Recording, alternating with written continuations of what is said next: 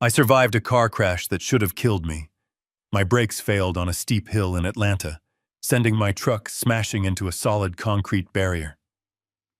When I woke up in the hospital with a shattered leg, fractured ribs, and a badly bruised spine, I truly thought the worst of my nightmare was over. I thought my daughter Rachel taking me into her beautiful suburban home was a blessing. I thought I was finally safe. But I was dead wrong. Exactly 1 week after I moved in, my 7-year-old granddaughter Lily crept up to my wheelchair. She grabbed my sleeve, her little hands shaking violently. She looked over her shoulder, absolutely terrified, and whispered, "Grandpa, you should not stay here." Then she pulled me toward a dark hallway in the basement. And what I saw behind a locked door made me wish I had died in that car crash. It was a Tuesday afternoon. The massive house my daughter Rachel and her husband Greg owned in the wealthy suburbs of Alpharetta was dead silent. They called it a mansion. It had towering vaulted ceilings, pristine marble floors, and way too many empty rooms. To outsiders, it looked like a palace. To me, it felt much more like a museum, cold and utterly devoid of life. I was sitting in my wheelchair by the large bay window, staring out at the perfectly manicured lawn. My right leg was encased in a heavy plaster cast, propped up awkwardly on the elevated leg rest of the chair. Every time my heart beat, a dull, relentless, throbbing pain echoed deep inside the shattered bones of my leg. I am 71 years old. My name is Rick. For 40 years of my life, I worked as a structural engineer. I designed suspension bridges, highway overpasses, and massive structures of steel and concrete meant to withstand earthquakes and hurricanes. I spent my life calculating load-bearing weights and stress points, ensuring that things would not collapse under heavy pressure. My hands, heavily calloused and scarred from decades on dusty construction sites, used to bend iron and grip heavy tools with ease. I was a man who built things that lasted. But now, sitting in this freezing, overly air-conditioned room, I felt completely useless. I was trapped inside a broken, failing body, unable to even walk to the kitchen to get a simple glass of water without someone assisting me. The silence of the sprawling house was suffocating. Rachel and Greg were out running errands, or so they had casually mentioned over breakfast. They had supposedly hired a private medical nurse who was scheduled to arrive later that afternoon. For the moment, I was entirely alone, or at least I thought I was alone. Suddenly, I heard the soft, hesitant padding of small feet on the hardwood floor behind me. I turned my head, slowly wincing as my bruised ribs protested the sudden movement. It was Lily, my granddaughter. She was 7 years old, a sweet girl with blonde hair and usually a bright smile that could light up any room. But today, there was no smile on her face. She crept into the living room, as if she were trying to avoid waking a sleeping monster. She did not skip. She did not hum a happy tune. She moved with a strange, heavy caution that no child her age should ever possess. She stopped right next to my wheelchair. I looked down at her, forcing a warm, reassuring smile despite the sharp ache radiating through my chest. "Hello there, sweetie," I said, keeping my voice low and gentle so I would not startle her.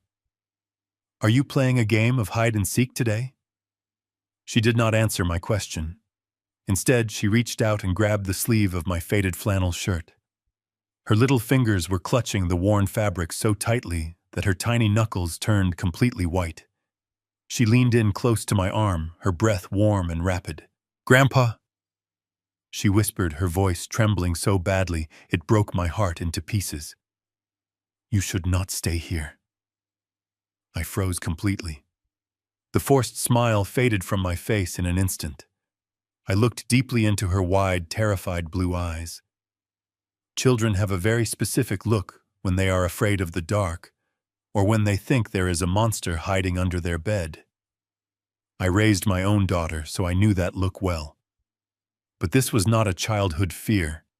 This was pure, unadulterated terror. It was the look of someone who had seen something incredibly real and incredibly dangerous. "Lily, what are you talking about?" I asked softly, shifting my weight in the chair. "Is everything okay? Did Mommy or Daddy scold you for something?"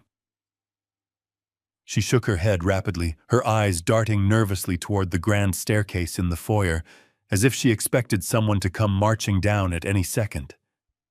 No, she whispered, her voice barely carrying over the hum of the air conditioning. You have to go. You have to leave today. Look, she tugged on my sleeve, again pulling me gently, but firmly, toward the hallway that led to the private residential elevator. Because of my wheelchair, they had told me I was strictly restricted to the main floor. The elevator went down to the expansive basement, a place Greg used for his home office and extra storage. I had never been down there since I arrived. Show me, I said, my voice dropping to a serious whisper. I gripped the metal rims of my wheelchair. The cold steel felt familiar beneath my calloused palms, but my arms were terribly weak from weeks of lying in a hospital bed. With every single push of the wheels, a sharp stabbing pain shot up my right shoulder, radiating down into my fractured ribs. The thick rubber tires squeaked faintly against the pristine marble floors, a sound that seemed absolutely deafening in the unnatural quiet of the giant house. I pushed through the pain, following the little girl.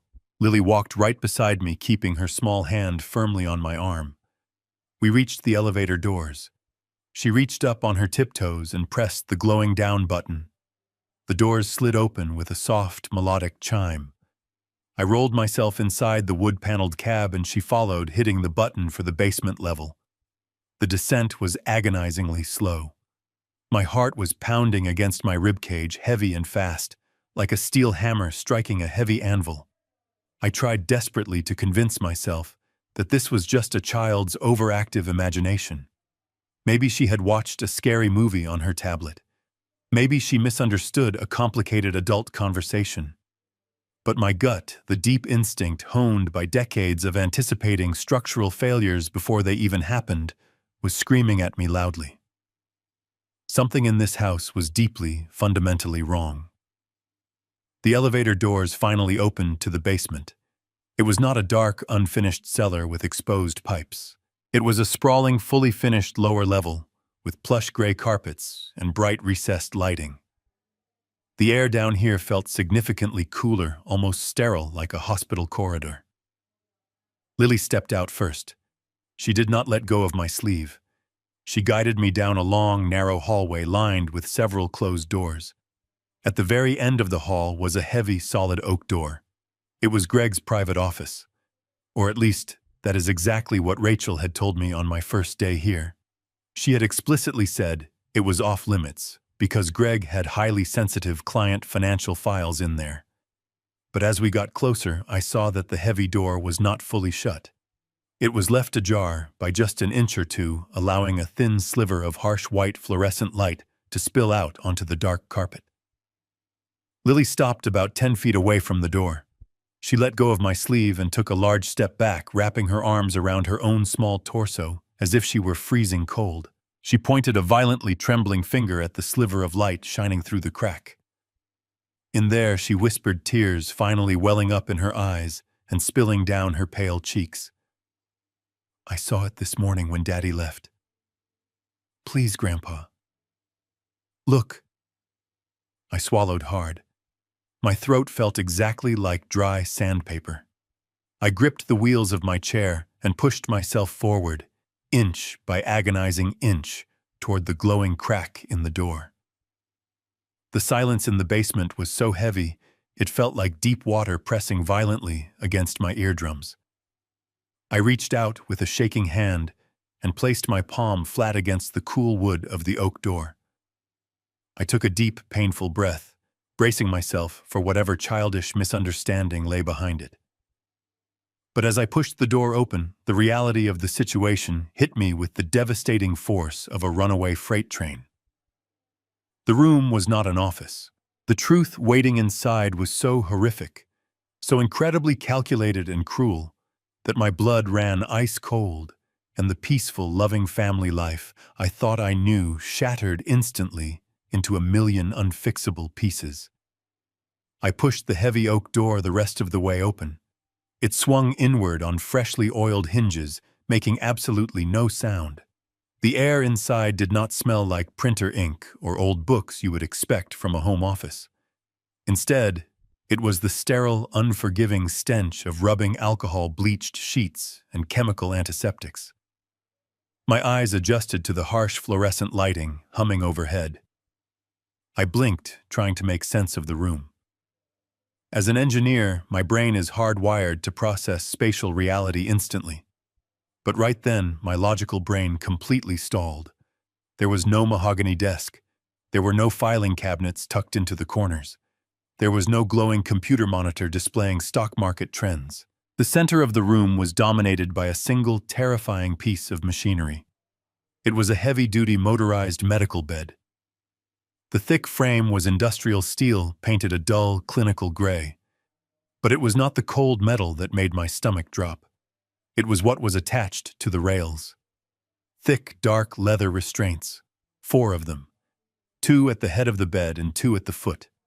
They were bolted into the steel frame with heavy industrial rivets, the kind of reinforced hardware you use to tie down heavy cargo, not frail human beings.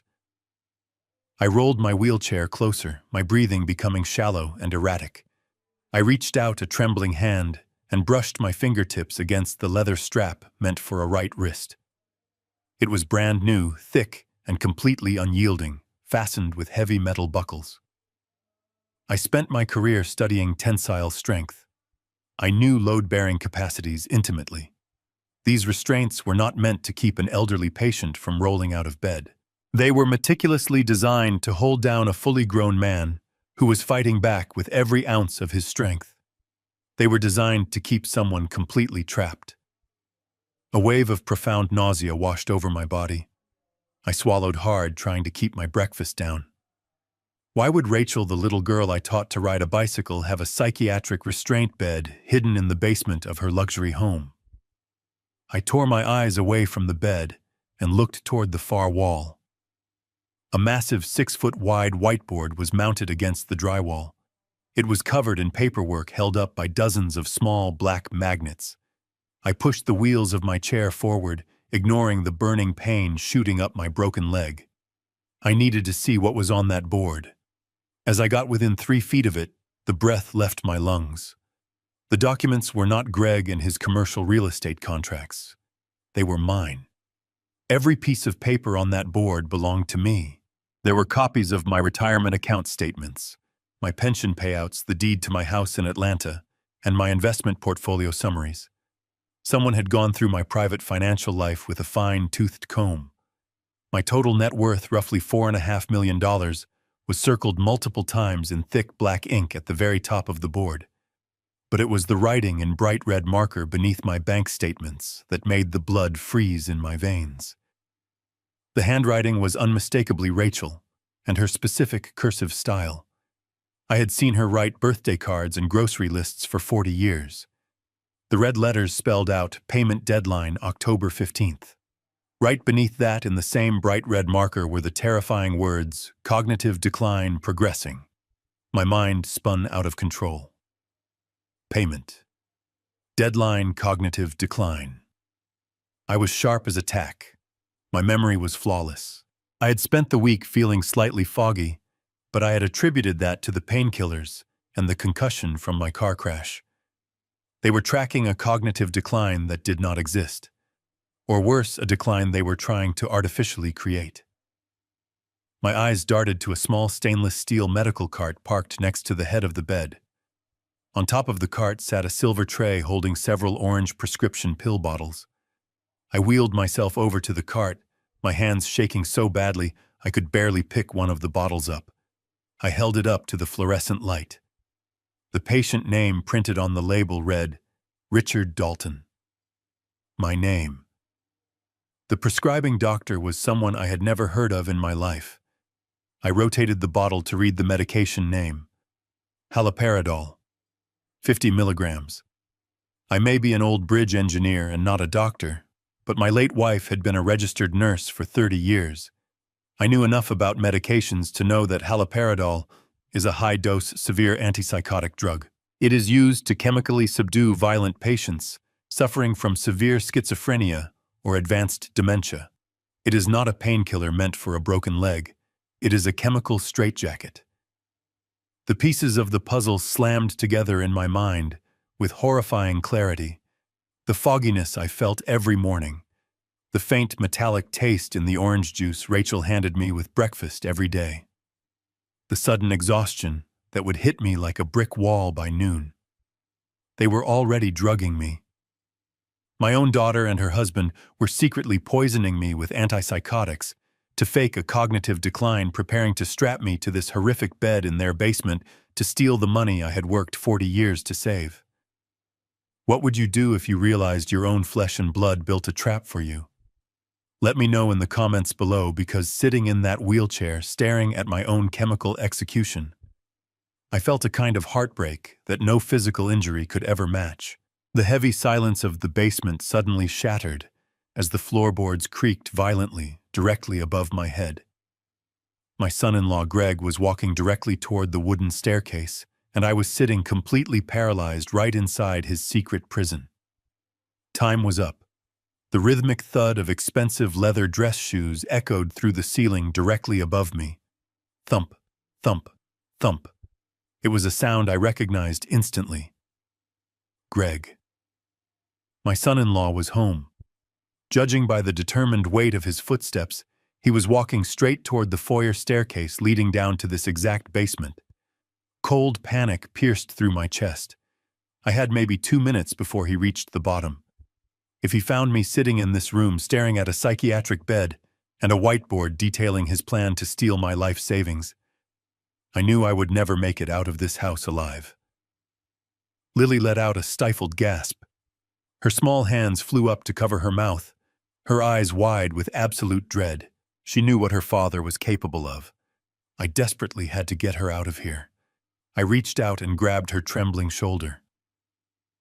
"Run quickly upstairs to your room, sweetie," I whispered, keeping my voice steady. "Do not tell him you were down here.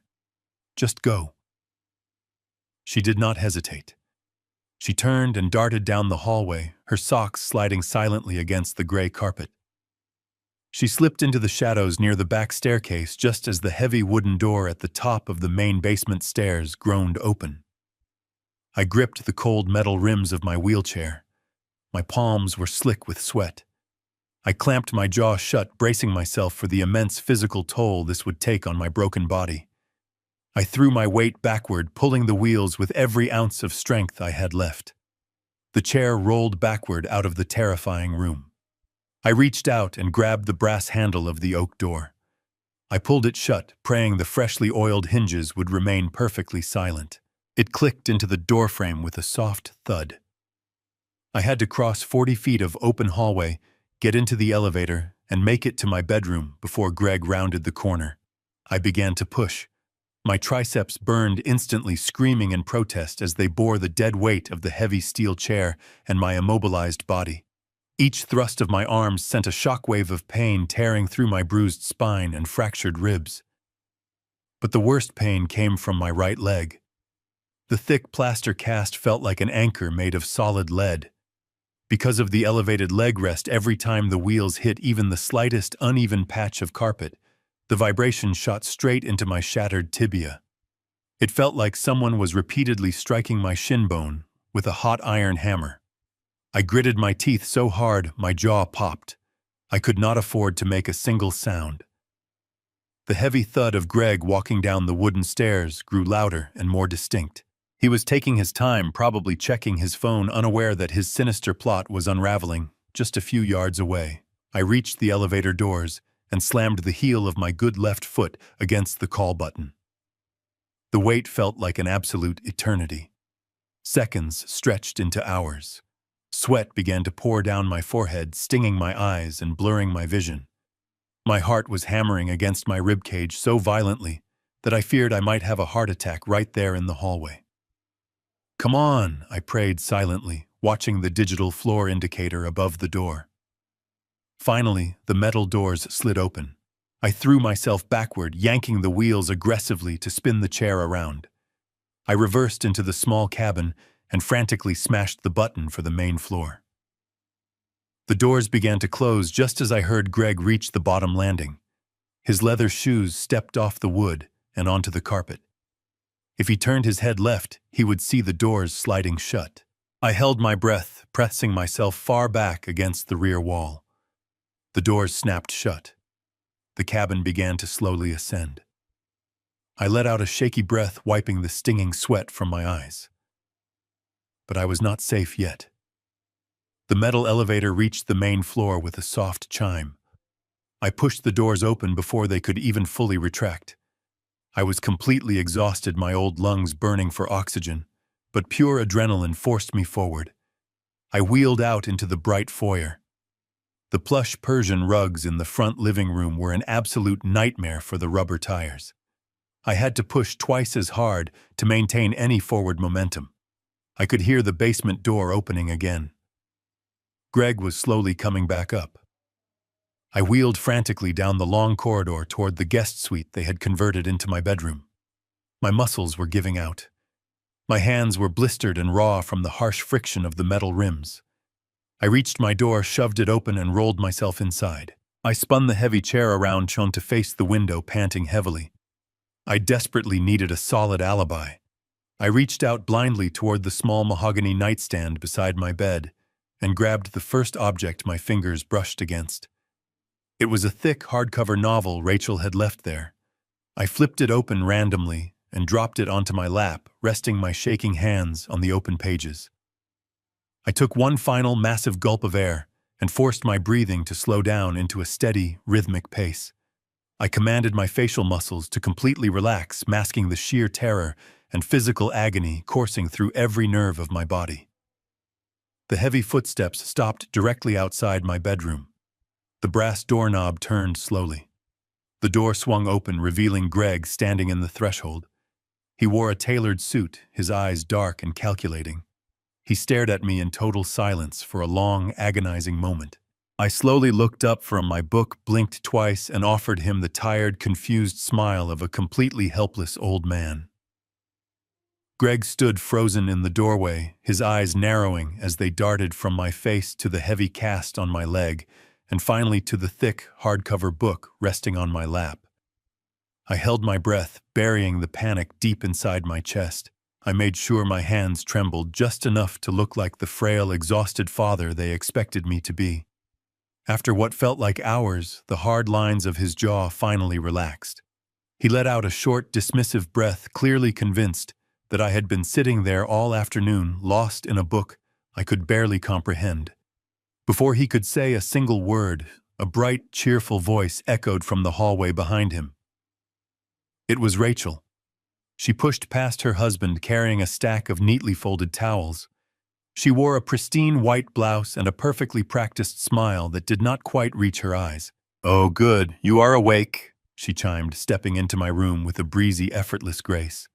"Greg told me you were resting. How is the pain today, Dad?" I carefully closed the book and set it on the nightstand, letting out a long, theatrical sigh. "The pain is manageable, sweetie," I lied, my voice wavering perfectly. "But my mind feels incredibly cloudy today. In fact, I got a little confused earlier. I was trying to find the linen closet to grab an extra blanket, and I ended up rolling down the hallway near the elevator. I pressed the wrong button and accidentally went down to the basement. I paused, letting the silence hang heavily in the room. Greg instantly stiffened. His shoulders locked and his dark eyes locked onto mine, like a predator sensing a threat. But Rachel did not flinch. She did not gasp. She did not drop the towels. Her smile never faltered for a fraction of a second. She casually set the towels at the foot of my bed and tilted her head, looking at me with an expression of pure, condescending pity. "Oh, Dad, you should not be wandering around down there by yourself," she said, her voice dripping with artificial sweetness. "You could easily hurt yourself with that heavy cast. What were you doing in the basement?" I kept my expression blank, channeling my discipline from 4 decades of engineering negotiations. "Well, I noticed a door was left open at the end of the hall," I said, making my voice sound weak and uncertain. "I thought it was Greg's home office. But I saw a strange medical bed in there. It had these thick leather straps on the frame, and there was a large whiteboard on the wall with all my bank statements and retirement accounts pinned to it. I was just a little confused, Rachel.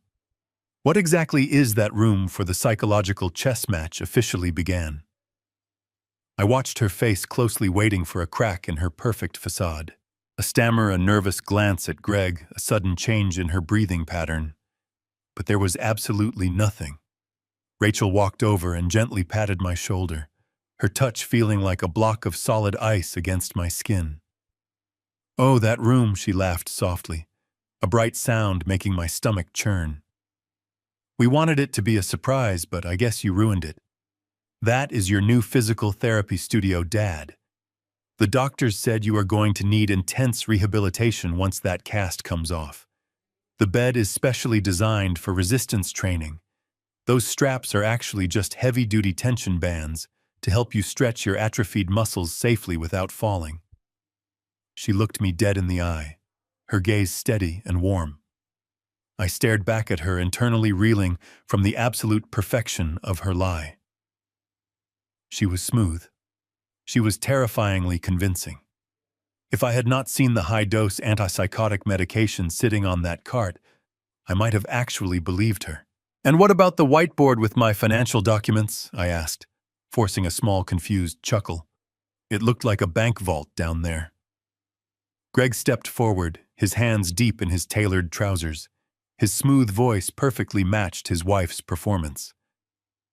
"That is just me trying to keep your life organized, Richard," he said calmly. "With your hospital bills and ongoing insurance claims, things are just getting complicated. We pinned your statements up there to build a clear budget strategy.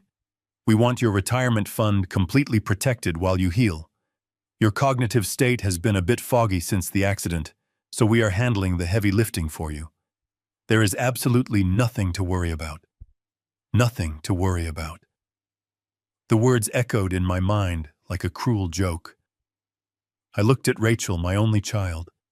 I looked at the delicate features of her face, the face I had kissed goodnight 1,000 times. Suddenly, a vivid memory flashed behind my eyes. I was 45 years old, working an 80-hour week on a grueling bridge project in the dead of winter. My hands were cracked and bleeding from the freezing steel. I took extra shifts just so I could afford the designer prom dress she desperately wanted. I remembered the pure joy on her face when I brought it home. I gave her everything I had. I built a mountain of sacrifices so she could stand on top of it. Now she was lying to my face while plotting to destroy my mind and steal everything. But I could not let them see my true heartbreak. I had to play their sick game flawlessly. I let out a shaky breath, allowing immense relief to wash over my exhausted face. "Thank you, sweetie," I whispered, forcing fake tears into my eyes. "I am so terribly sorry for doubting you." Rachel squeezed my hand, her painted lips curling into a triumphant smile. "You do not have to thank us, Dad," she murmured softly. "We will take care of you forever." The heavy oak door clicked shut behind her, leaving me alone in the suffocating quiet of the guest bedroom. "We will take care of you forever." Her final words hung in the stale air-conditioned breeze like a physical weight pressing down on my chest. I stared at the closed door, my heart pounding a slow, agonizing rhythm against my bruised ribs. The sheer magnitude of her deception began to settle over me, chilling my skin beneath the thin cotton blanket. The afternoon sun slowly dipped below the horizon, casting long, distorted shadows across the hardwood floor. I sat frozen in my wheelchair, trapped in a house that had suddenly transformed into a maximum security prison.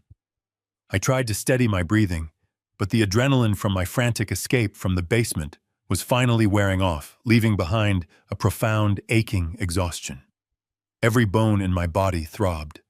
My broken leg felt like it was encased in solid iron, but the physical pain was absolutely nothing compared to the psychological torment spiraling inside my mind.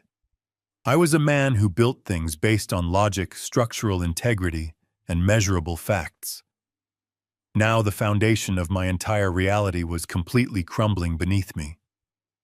I closed my eyes and leaned my head back against the chair, waiting for the inevitable next move. Hours passed in agonizing silence. The digital clock on the mahogany nightstand glowed a harsh red, displaying 7 o'clock. Right on schedule, the door handle turned with a soft click. Rachel walked in carrying an ornate silver serving tray. The rich, savory aroma of roasted chicken and vegetables filled the room, a smell that normally would have made my mouth water. She set the heavy tray down on the small rolling table beside my bed and carefully adjusted the napkin. "I made homemade chicken soup for you, Dad," she said, her voice dripping with that same terrifyingly artificial sweetness. "I also brought you a tall glass of fresh orange juice. You need your vitamin C to help those bones knit back together."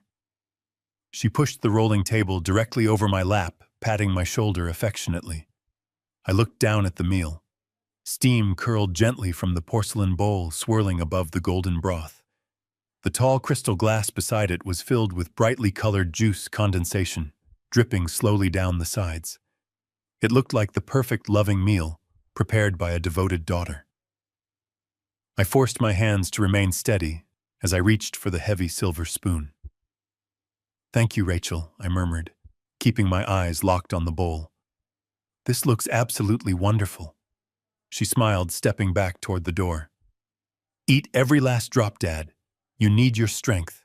Have a good night." She closed the door behind her, leaving me alone with the food.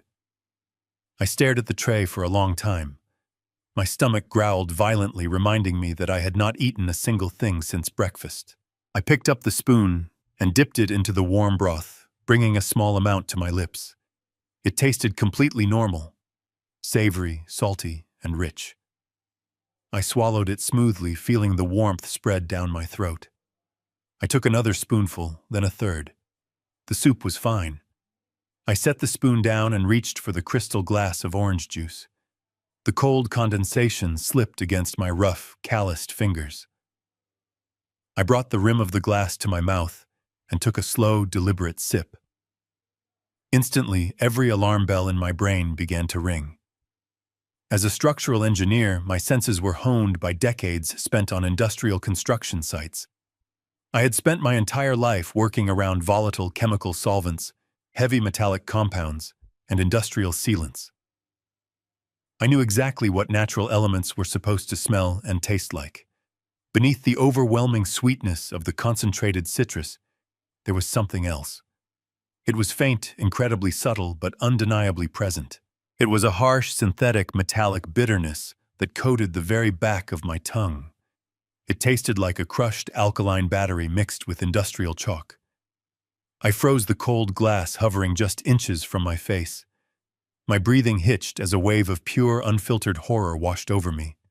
I slowly lowered the glass back onto the silver tray, my hands now trembling so violently that the orange liquid sloshed against the rim. The horrifying realization struck me with the devastating force of a wrecking ball.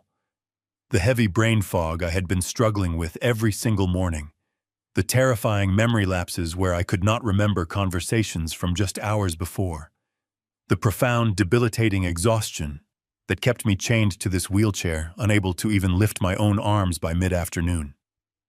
The doctors at the hospital had told me the mild concussion would cause headaches, not complete cognitive failure. I had spent the entire week believing that my brain was naturally failing me, that the violent car crash had permanently damaged my mind. But it was all a manufactured lie. It was not a concussion. It was not old age. It was the haloperidol, the heavy-dose antipsychotic medication I had seen downstairs on the medical cart. My own daughter, the child I had cradled in my arms and protected from every harm in the world, was systematically crushing pills and dissolving them into my daily drinks. She was deliberately sedating me chemically, inducing an artificial state of dementia to destroy my mental capacity. The sheer cruelty of her plan paralyzed my heart. She wanted to erase my dignity, to reduce me to a drooling shell so she could easily take legal control over my life.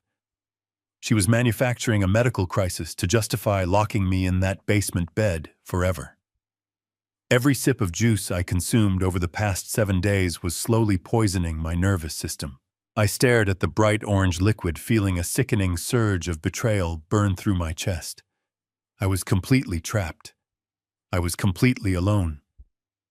But I refused to be a victim in my own family's twisted game. The initial shock began to morph into a deep, burning anger. I looked at the tray.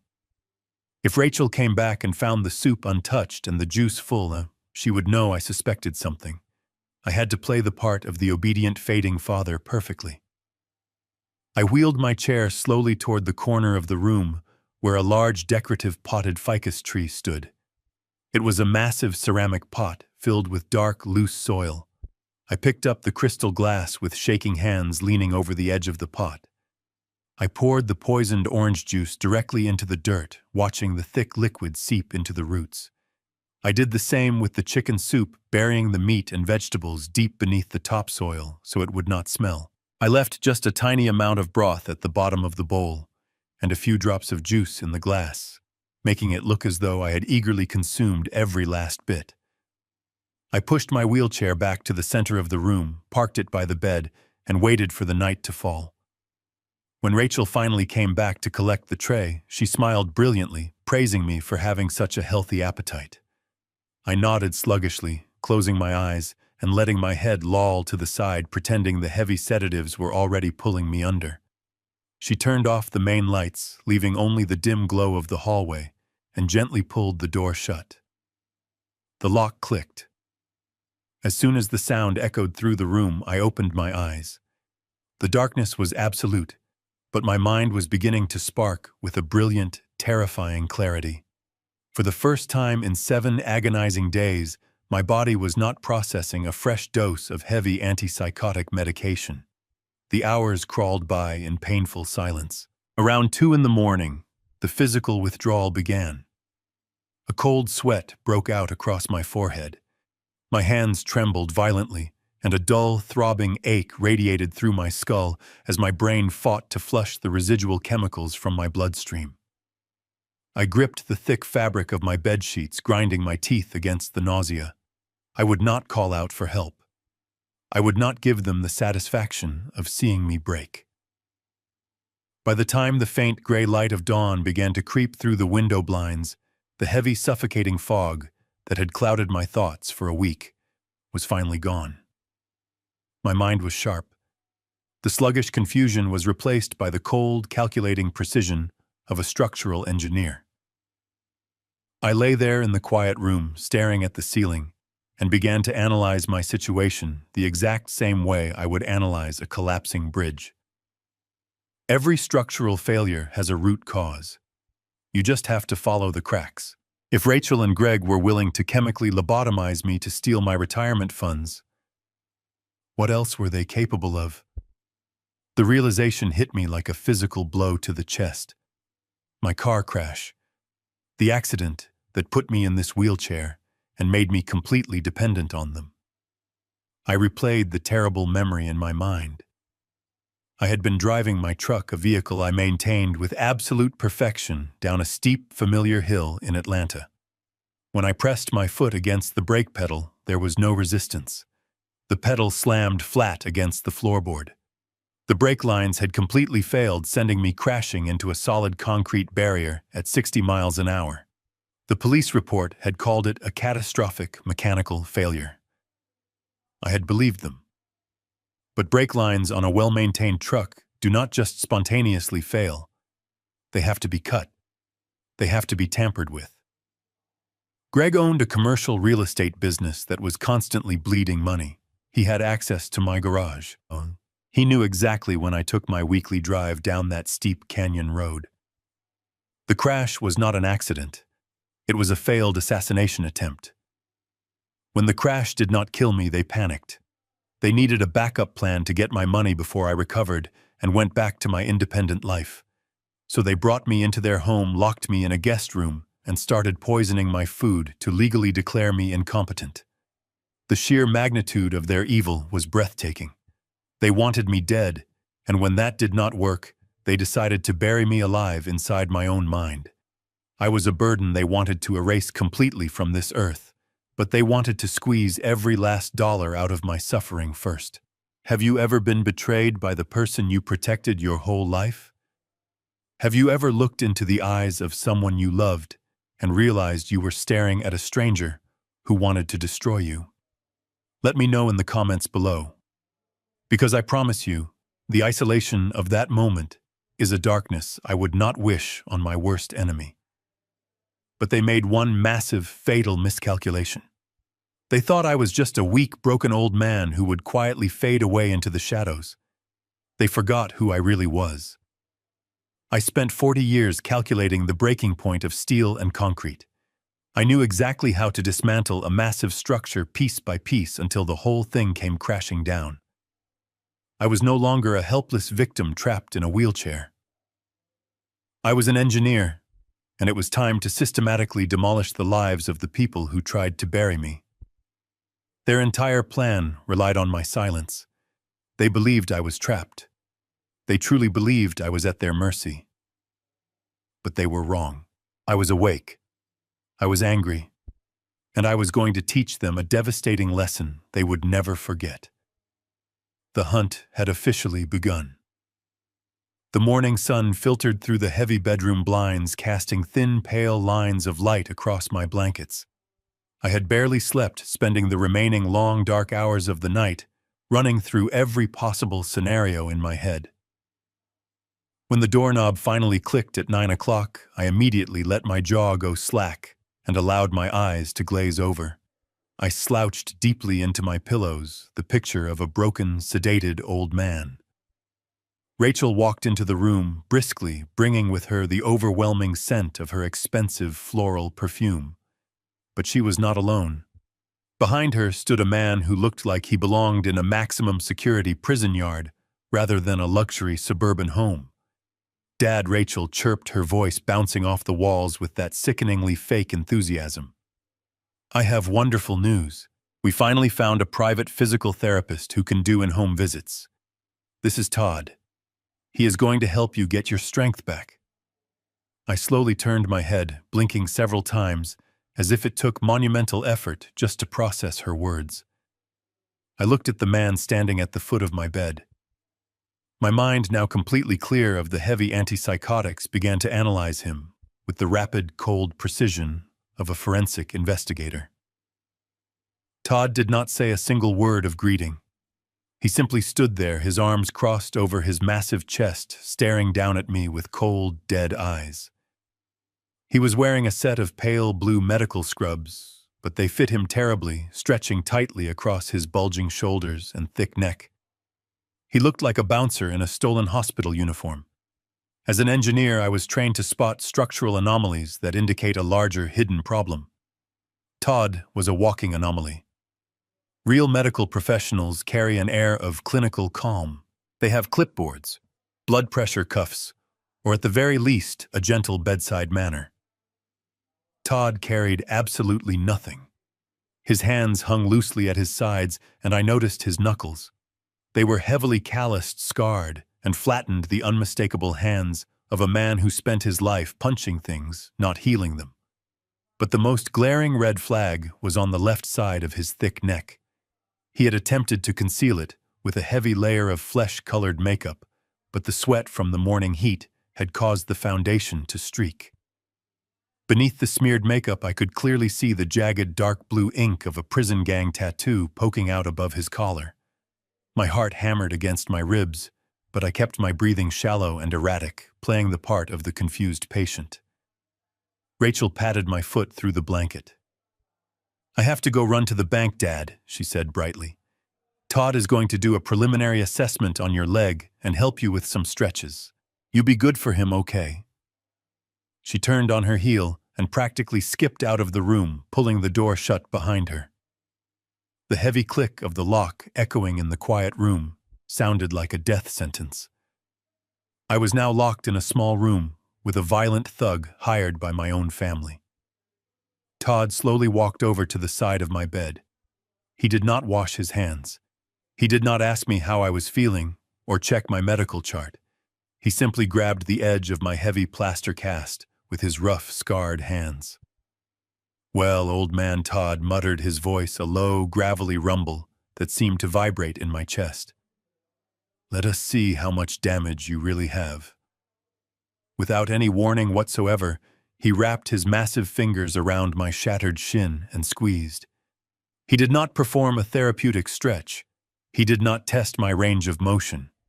He dug his thick thumbs directly into the soft tissue just above my fracture line and applied a brutal, deliberate pressure. The pain was instantaneous and absolutely blinding. It felt exactly like hot iron driving straight through my skin into cracked bone. A sharp gasp escaped my lips, and my entire body went rigid. Sweat instantly beaded on my forehead as my nervous system screamed in agony. But I knew I could not fight back. If I showed him the strength and clarity I actually possessed, they would know the drugs were not working. They would accelerate their plan. So I forced myself to react exactly how a heavily sedated, helpless old man would. I let out a weak, pathetic whimper, letting my head roll to the side as if I lacked the motor control to push him away. Todd leaned in much closer, his face hovering just inches from mine. I could smell stale cigarette smoke and strong black coffee on his breath. He increased the pressure on my broken leg, watching my eyes closely. He was looking for a spark of defiance, a reason to escalate the violence. He was establishing complete and total dominance. This was not a medical evaluation. This was a silent, agonizing threat. He was showing me exactly what would happen if I caused any trouble for Rachel and Greg. My vision blurred from excruciating pain, but I kept my eyes completely dull and entirely unfocused. I let a tear slip down my cheek, playing the role of the broken victim to absolute perfection. After what felt like an eternity, Todd finally released his iron grip on my leg. He took a step back, wiping his hands on his scrub pants with a look of pure disgust. "Yeah, you are pretty far gone, aren't you?" he sneered, turning his back on me. "You are not going to be a problem at all." He walked over to the window, completely ignoring me as I lay there trembling. He had just confirmed my darkest fears. He was not a physical therapist. He was a ruthless enforcer, brought into my home to guarantee my total submission. Todd turned away from the window, the harsh morning light casting long, menacing shadows across his broad shoulders. He walked slowly back to the side of my bed, the heavy thud of his boots echoing like a ticking clock in the quiet room. He did not bother to adjust the pillows or offer a comforting word. Instead, he grabbed my right ankle, his scarred fingers digging into the sensitive skin just below the edge of the plaster cast. He lifted my leg a few inches off the mattress, sending a fresh wave of blinding pain shooting up my spine. But this time I was ready. I buried the urge to scream, letting my jaw hang loose and allowing my eyes to drift toward the ceiling, perfectly mimicking the vacant stare of a heavily sedated patient. "All right, Richard," Todd muttered, his voice dropping into a low, conversational tone that completely contradicted the brutal pressure he was applying to my fractured bones. "Rachel tells me you used to be a pretty smart guy. Built bridges or something, right? You probably made a lot of money doing that." I let out a weak, sputtering cough, turning my head slowly to look at him. "Bridges," I mumbled, my voice trembling and thick as if my tongue were swollen. "Yes. Steel, heavy steel, we built them strong." Todd chuckled, a dark, humorless sound that rattled in his throat. He twisted my ankle slightly, just enough to make me gasp. "Yeah, well, steel rusts, old man. Speaking of heavy things, your daughter mentioned you have a nice big safe back at your house in Atlanta. Said you keep all your important papers in there. She is trying to help you organize your life, but her memory is a little fuzzy." What was the combination to that safe again? My heart raced, but my expression remained entirely blank. The safe in my master bedroom in Atlanta contained my original will, the deeds to several properties, and the physical bearer bonds I had purchased decades ago. If they got into that safe, they could liquidate hundreds of thousands of dollars before the conservatorship was even finalized. I stared at Todd, letting a thin trail of saliva pool at the corner of my mouth. "Safe," I repeated slowly, blinking, as if trying to grasp the concept of the word. "The green safe." Todd leaned in closer, his stale breath washing over my face. "Yeah, the green safe. Give me the numbers, Richard." Make things easy on yourself. I closed my eyes, furrowing my brow in a manufactured display of intense confusion. 4, I whispered faintly. 4, then 18. And wait, no. It was 32. My wife chose it. She loved the number 32. Todd sighed heavily, pulling a small, battered notebook and a black pen from the pocket of his tight scrubs. He scribbled the numbers down, pressing the pen so hard the paper nearly tore. 4/18/32, he repeated, glaring down at me. Are you sure about that, old man? Because if you are lying to me, these stretching exercises are going to get a whole lot more painful tomorrow. I let out a soft, pathetic whine, shaking my head weakly. No, wait, I stammered, raising a trembling hand to my forehead. Maybe it was 42. Yes, 42. Mary always said 42 was a lucky number. We got married in 42. I let my voice trail off into a meaningless mumble, intentionally mixing up my late wife's name and the year we were married. I knew those numbers would not open the heavy steel door in Atlanta. The actual combination was based on my granddaughter Lily's birth date, a sequence I would take to my grave before handing it over to this thug. Todd shoved the notebook back into his pocket, his patience visibly wearing incredibly thin. He dropped my leg back onto the mattress with a heavy thud, ignoring my sharp intake of breath. Fine, he growled. We will test those out later. But Rachel also needs your online banking passwords, the main accounts, the ones with the big retirement funds. And she is looking for your power of attorney documents. Where did you hide the hard copies, Richard? I rolled my head back toward the window, pretending to be completely lost in a drug-induced hallucination. The bank, I whispered, letting my eyelids flutter shut. The bank is on Elm Street. Nice teller. Her name is Susan. She always gives me a lollipop. I smiled vacantly, sinking deeper into the mattress. Power of attorney. I do not have a lawyer. The bridge is falling down. We need more concrete. Todd slammed his massive hand flat against the bedside table, rattling the plastic water pitcher. Cut the crap, Richard, he hissed, leaning over me until his face filled my entire field of vision. The passwords. Give them to me right now. I stared back at him with wide, uncomprehending eyes, letting a look of pure, childlike terror wash over my face. I do not know. I cried out softly, my voice cracking perfectly. Please, my leg hurts. I want my wife. I want Mary. Todd stared at me for a long, agonizing moment, his dark eyes searching my face for any sign of deception. He was looking for the sharp, calculating engineer beneath the frail exterior. But I gave him absolutely nothing. I was an empty shell, a broken man whose mind had been completely destroyed by the medication. Finally, a look of profound disgust settled over his rugged features. He stood up straight, brushing his hands off, as if touching me had somehow soiled him. He turned his back without another word, stalking across the cold bedroom with heavy, frustrated steps. The heavy oak door clicked shut firmly behind him, locking me completely inside the chilling silence. I dropped the helpless act immediately, taking a deep, ragged breath, and knowing my only window of opportunity was rapidly closing forever. As soon as the heavy oak door clicked shut and the deadbolt slid firmly into place, my entire demeanor shifted. The trembling in my hands stopped. The vacant, cloudy expression I had painted across my face vanished, replaced by a cold, sharpened focus. I sat up straighter against the pillows, wincing, as the residual pain from Todd, twisting my broken leg, flared up through my nervous system.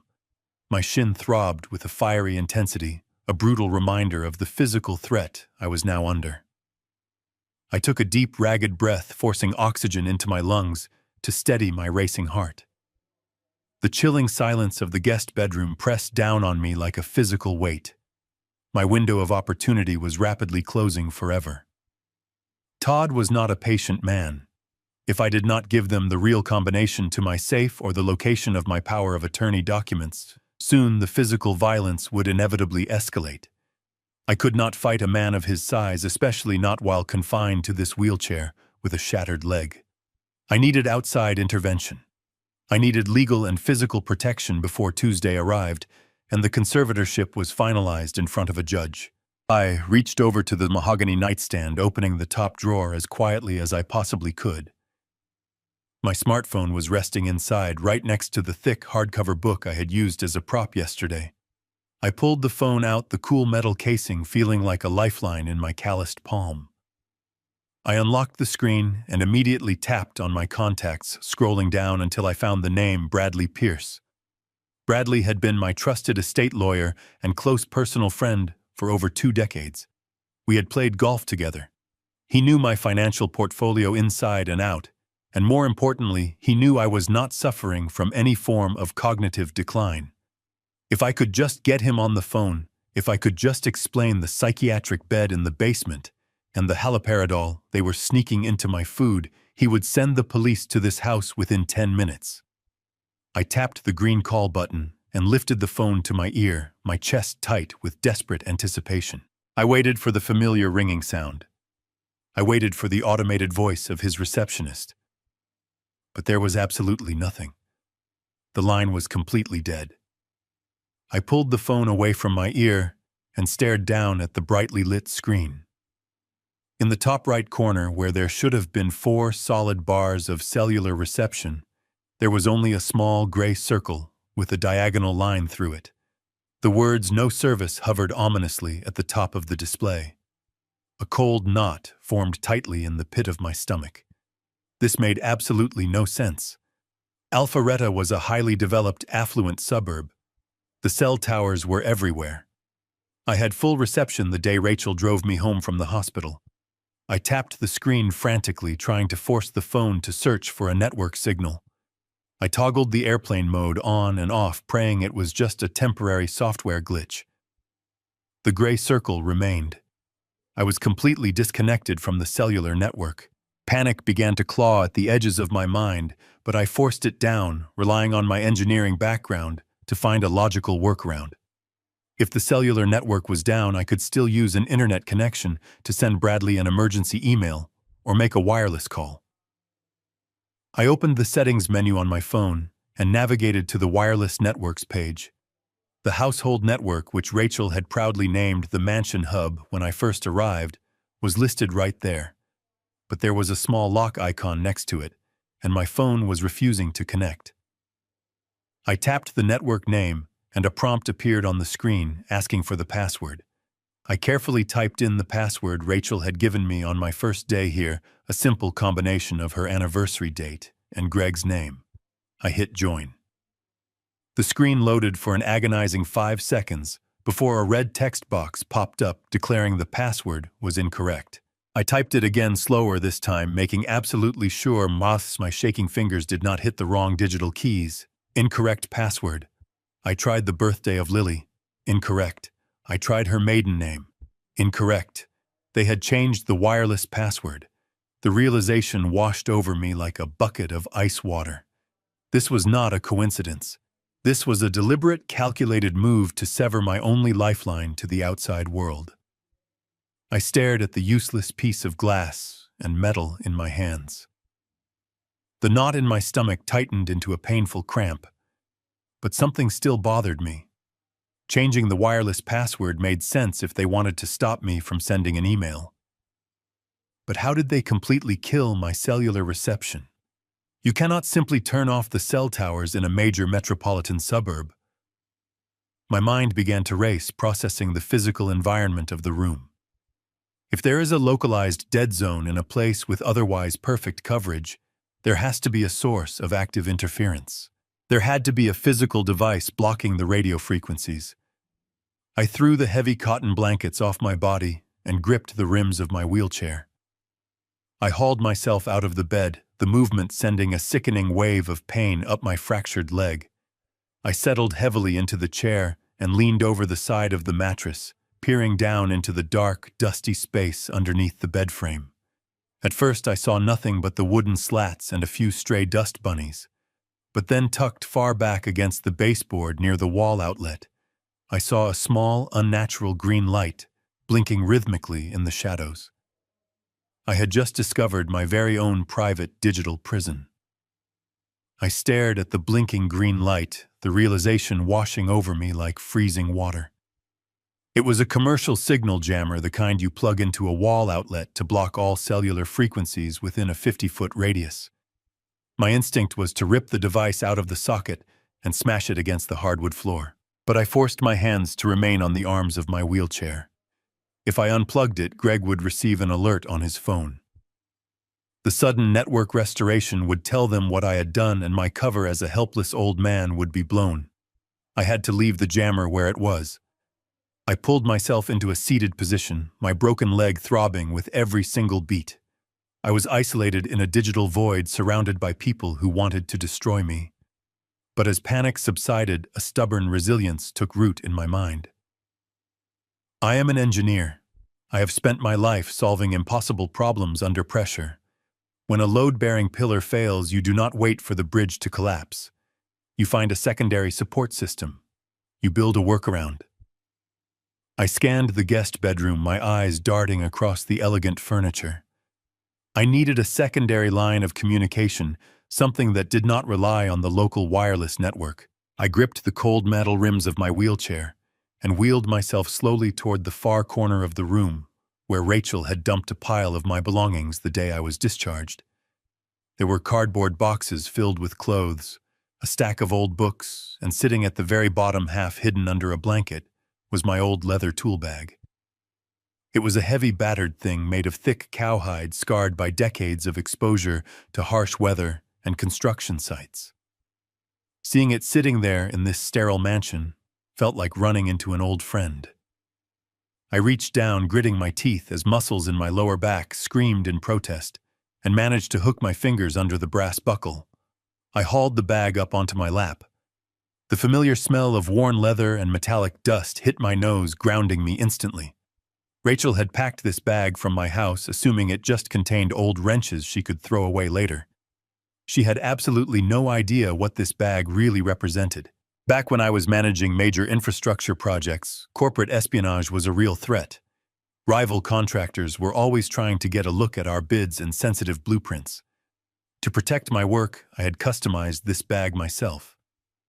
I ran my calloused fingers along the bottom interior of the bag, pushing aside a few rusty tools and a heavy tape measure.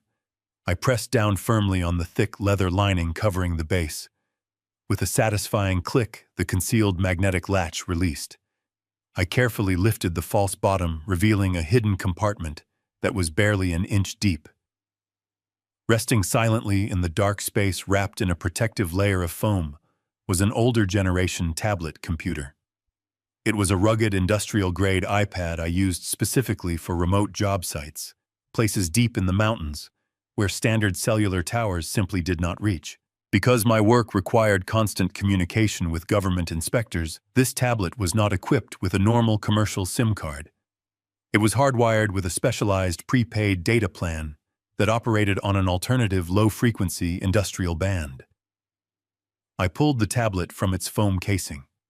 It was cold to the touch and heavy in my hands. The screen was covered in a thick layer of dust, and a hairline crack spiderwebbed across the top left corner. I wiped the glass clean with my sleeve, my breath catching in my throat as I searched for the power button on the side. I pressed it down, holding it for 3 agonizing seconds. At first, nothing happened. The screen remained pitch black. I closed my eyes, a heavy weight settling over my chest. The battery was probably completely dead. It had been months since I last charged it. But then a faint white glow slowly began to illuminate the edges of the cracked screen. The familiar logo appeared in the center. I let out a shaky breath, my shoulders dropping, as absolute relief flooded my entire body. The tablet booted up slowly, the outdated operating system struggling to process the startup commands. I watched the screen with bated breath, ignoring the sharp aches in my leg and the exhaustion threatening to pull me under. The home screen finally loaded, displaying a cluttered grid of weather apps, structural drafting programs, and old email clients. But I did not care about any of that.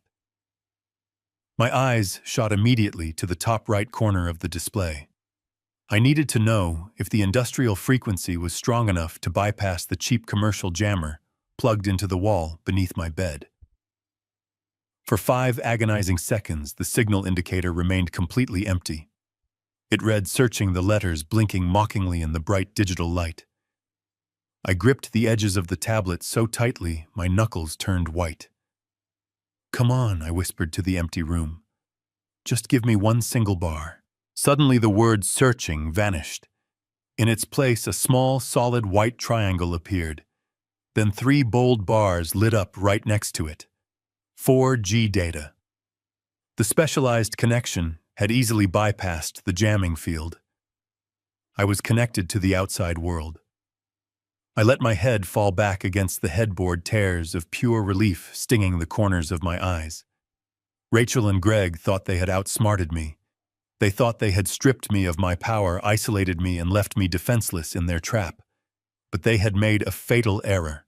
They underestimated the preparedness of a man who spent his life anticipating disasters. Hope was fully restored. Now it was finally time to strike back. Holding the tablet, my first instinct was to type a frantic email to Bradley. I wanted a police cruiser immediately. But the rational part of my brain slammed the brakes on that idea. If I contacted him now, what would I say? I would claim my daughter is poisoning me and a thug is threatening my legs.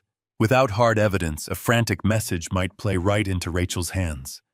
She would show the authorities her forged medical charts. She would smile and say I was suffering from hallucinations due to dementia. They might even expedite the conservatorship based on my erratic behavior. I needed undeniable proof. I needed to catch them speaking their true intentions out loud, where no lawyer could twist their words. I flipped the iPad over, running my thumb across the glass lens of the rear camera. Back on my job sites, I used this to document structural flaws and record contractor meetings. The microphone was sensitive, designed to pick up voices over the roar of heavy machinery. It was exactly what I needed to turn this guest bedroom from a prison into a trap. I lowered the tablet and began scanning the room for the perfect vantage point. The nightstand was too close to the bed, and Greg would notice any new object sitting there.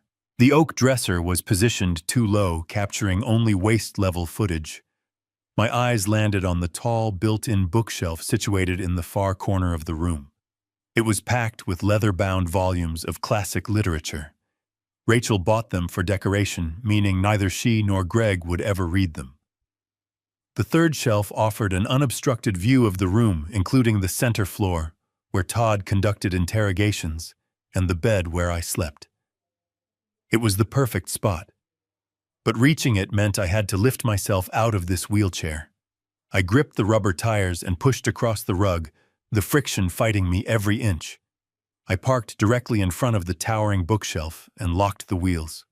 I took a deep breath, preparing my body for the physical toll this would take. I planted my good left foot firmly onto the hardwood floor and grabbed the wooden edge of the shelf. With a sharp groan I desperately tried to muffle, I forced myself upward. The agony that shot through my shattered right leg was blinding. It felt as though a jagged knife was twisting directly into the marrow of my bone. Sweat erupted across my forehead, stinging my eyes, but I refused to let go. I locked my arms, holding my frame steady as I balanced on one foot. My right hand trembled violently as I pulled 2 massive encyclopedias apart, creating a narrow gap about an inch wide. I grabbed the tablet and wedged it into the dark crevice. Placing it there was not enough. I had to think like an engineer. If the tablet was perfectly vertical, the camera would simply record the opposite wall near the ceiling. I needed a downward angle. I reached into the pocket of my flannel shirt and pulled out a folded piece of cardboard I saved from a tissue box. I wedged the cardboard beneath the top edge of the tablet, tilting the device forward at a precise 20-degree angle. I checked the alignment, making sure the tiny camera lens was positioned perfectly between the spines of the heavy books, completely invisible from the room. Next, I had to address the battery. The device held a 50% charge which would not last the night if it was continuously recording high-definition video. I carefully lowered myself back into the wheelchair, my breathing ragged and heavy. I wheeled back over to my battered tool bag, digging my hands deep into the main compartment until my fingers brushed against a rectangular block. It was an industrial power bank fully charged and capable of running the tablet for at least 48 hours. I grabbed a charging cable, wheeled back to the shelf, and endured the excruciating pain of standing up a second time. I plugged the cable into the tablet, routing the wire carefully behind the books so it was hidden from view, and tucked the power bank out of sight. Everything was physically in place. I reached into the narrow gap, my thick fingers lightly pressing against the glass screen. I opened the camera application, verified the wide-angle view captured the entire room, and switched it over to the video mode. My heart hammered against my bruised ribs as I pressed the red circular button. A counter appeared at the top of the screen, the numbers quietly ticking upward. 001. 002. The trap was officially active. I adjusted the screen brightness down to the absolute lowest setting, ensuring no unnatural glow would reflect off the surrounding books in the dark. I pushed the heavy encyclopedias closer together until only a microscopic sliver of the lens was exposed to the room. I carefully wiped my fingerprints off the polished wood of the shelf using my shirt sleeve, leaving absolutely no trace of my interference. I lowered myself back down into the wheelchair, for the final time, my muscles screaming in absolute exhaustion. My shirt was soaked with cold sweat, and the throbbing in my fractured leg was so intense it made my vision blur at the edges. But as I rolled my chair back to the center of the room, positioning myself near the edge of the bed, a deep sense of control washed over me. I was no longer a blind victim waiting for the slaughter. I was the architect of their downfall. I let my head drop back against the cushions, closing my eyes and forcing my breathing to slow into a weak, rhythmic pattern. The camera was rolling. Now I just needed my captors to return and give me the rope they would ultimately use to hang themselves. The silence in the room was absolute, save for the faint ticking of the wall clock. I sat perfectly still in the wheelchair, my eyes fixed on the heavy oak door. I had set the trap, but a trap is entirely useless without bait. To catch predators like Rachel and Greg, the bait had to look completely helpless and thoroughly broken. I had to convince them that their poisonous chemical cocktail had finally eroded the last foundations of my mind.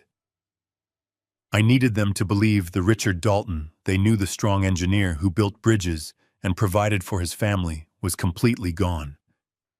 I needed to give a performance so pathetic it would strip away whatever caution they had left. I wheeled my chair closer to the mahogany nightstand.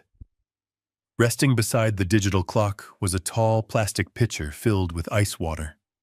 I reached out, my calloused fingers wrapping tightly around the condensation-slicked handle.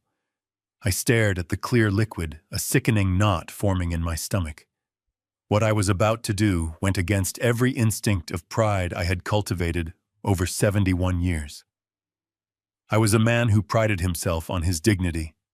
I had always stood tall even in the face of brutal labor and immense personal loss. To deliberately humiliate myself to reduce my existence to that of a soiled burden felt like tearing off a piece of my own soul. I closed my eyes, fighting a wave of burning shame. But then I remembered the heavy leather restraints bolted to the steel bed in the basement. I remembered the red marker charting my artificial cognitive decline. Dignity would not save my life. Survival required profound sacrifice. I lifted the heavy pitcher. My hands shook not from weakness, but from pure resolve. I tilted the plastic spout toward my lap and let the freezing water pour directly onto my thighs. The ice-cold liquid soaked instantly through the thin fabric of my gray sweatpants, chilling my skin and pooling uncomfortably beneath me on the padded seat. I let out a sharp gasp at the sudden cold, letting the water drip down the chair and splatter onto the polished hardwood floor. I carefully set the nearly empty pitcher back onto the nightstand, making sure it looked exactly as if my trembling hands had dropped it in utter confusion.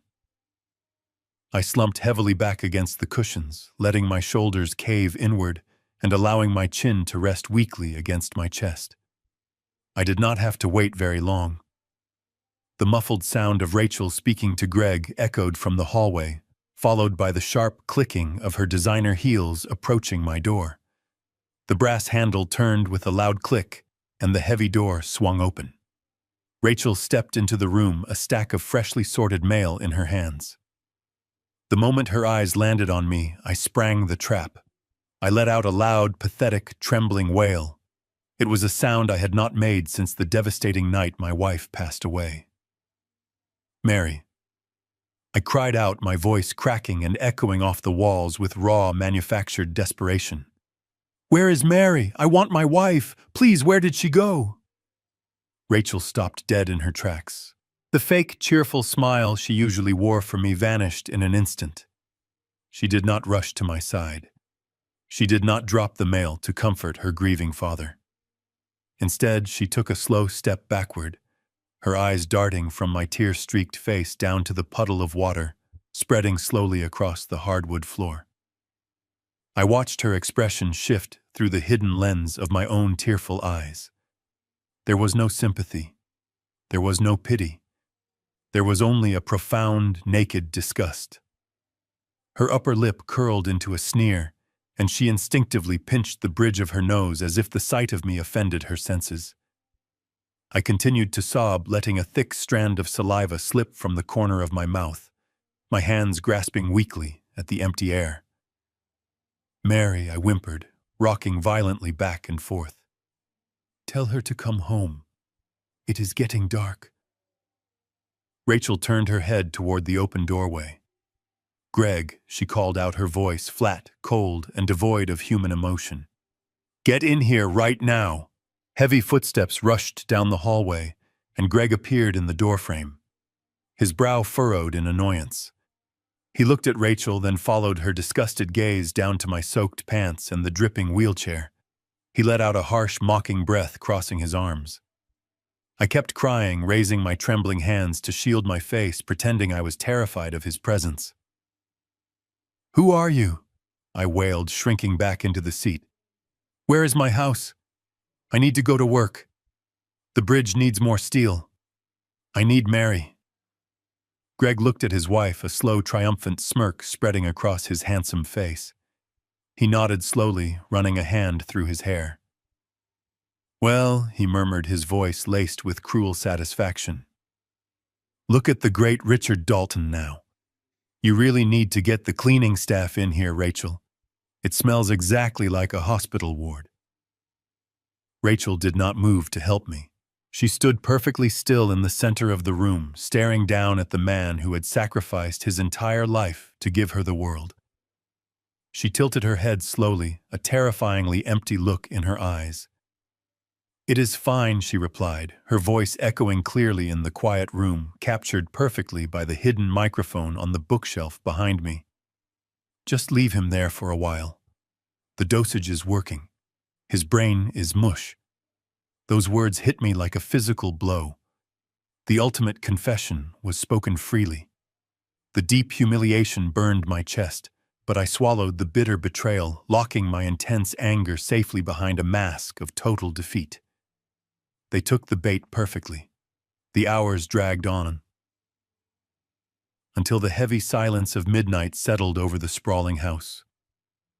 I lay perfectly still in the dark, listening to the faint hum of the central air conditioning and waiting for the steady rhythm of footsteps upstairs to finally cease. Once I was absolutely certain that Rachel and Greg had retired to their master suite for the night, I threw off the damp cotton blankets. The cold air bit into my skin, but I ignored the discomfort. I gripped the arms of the wheelchair and pushed myself up, ignoring the burning agony shooting through my shattered right leg. I balanced carefully on my good foot, reaching my trembling hands into the narrow gap between the heavy encyclopedias on the bookshelf. My fingers brushed against the smooth glass of the tablet. I pulled it out, bringing it down to my lap before sinking heavily back into the chair. My breathing was ragged, but my mind was laser-focused. I unplugged the charging cable and opened the camera application, stopping the recording. I tapped the small square thumbnail in the corner of the screen to open the video gallery. I plugged a small wireless earpiece I had kept in my tool bag into my ear, ensuring not a single sound would leak into the quiet bedroom. I pressed play. The screen illuminated my face with a faint, ghostly glow. The first few hours of the recording were nothing but the empty room, occasionally interrupted by Rachel briefly checking in on me while I pretended to sleep. I dragged my finger across the playback bar, fast-forwarding through the mundane footage. But then the timestamp reached exactly 8 in the evening. The heavy oak door swung open on the screen. Greg walked into the room, his tie loosened and his posture rigid with stress. He paced back and forth across the hardwood floor, running his hands through his hair. A moment later, Todd stepped into the frame. The massive man did not look like a physical therapist anymore. He wore a dark leather jacket and carried an air of absolute terrifying menace. Greg immediately stopped pacing and turned to face him, his body language defensive but undeniably submissive.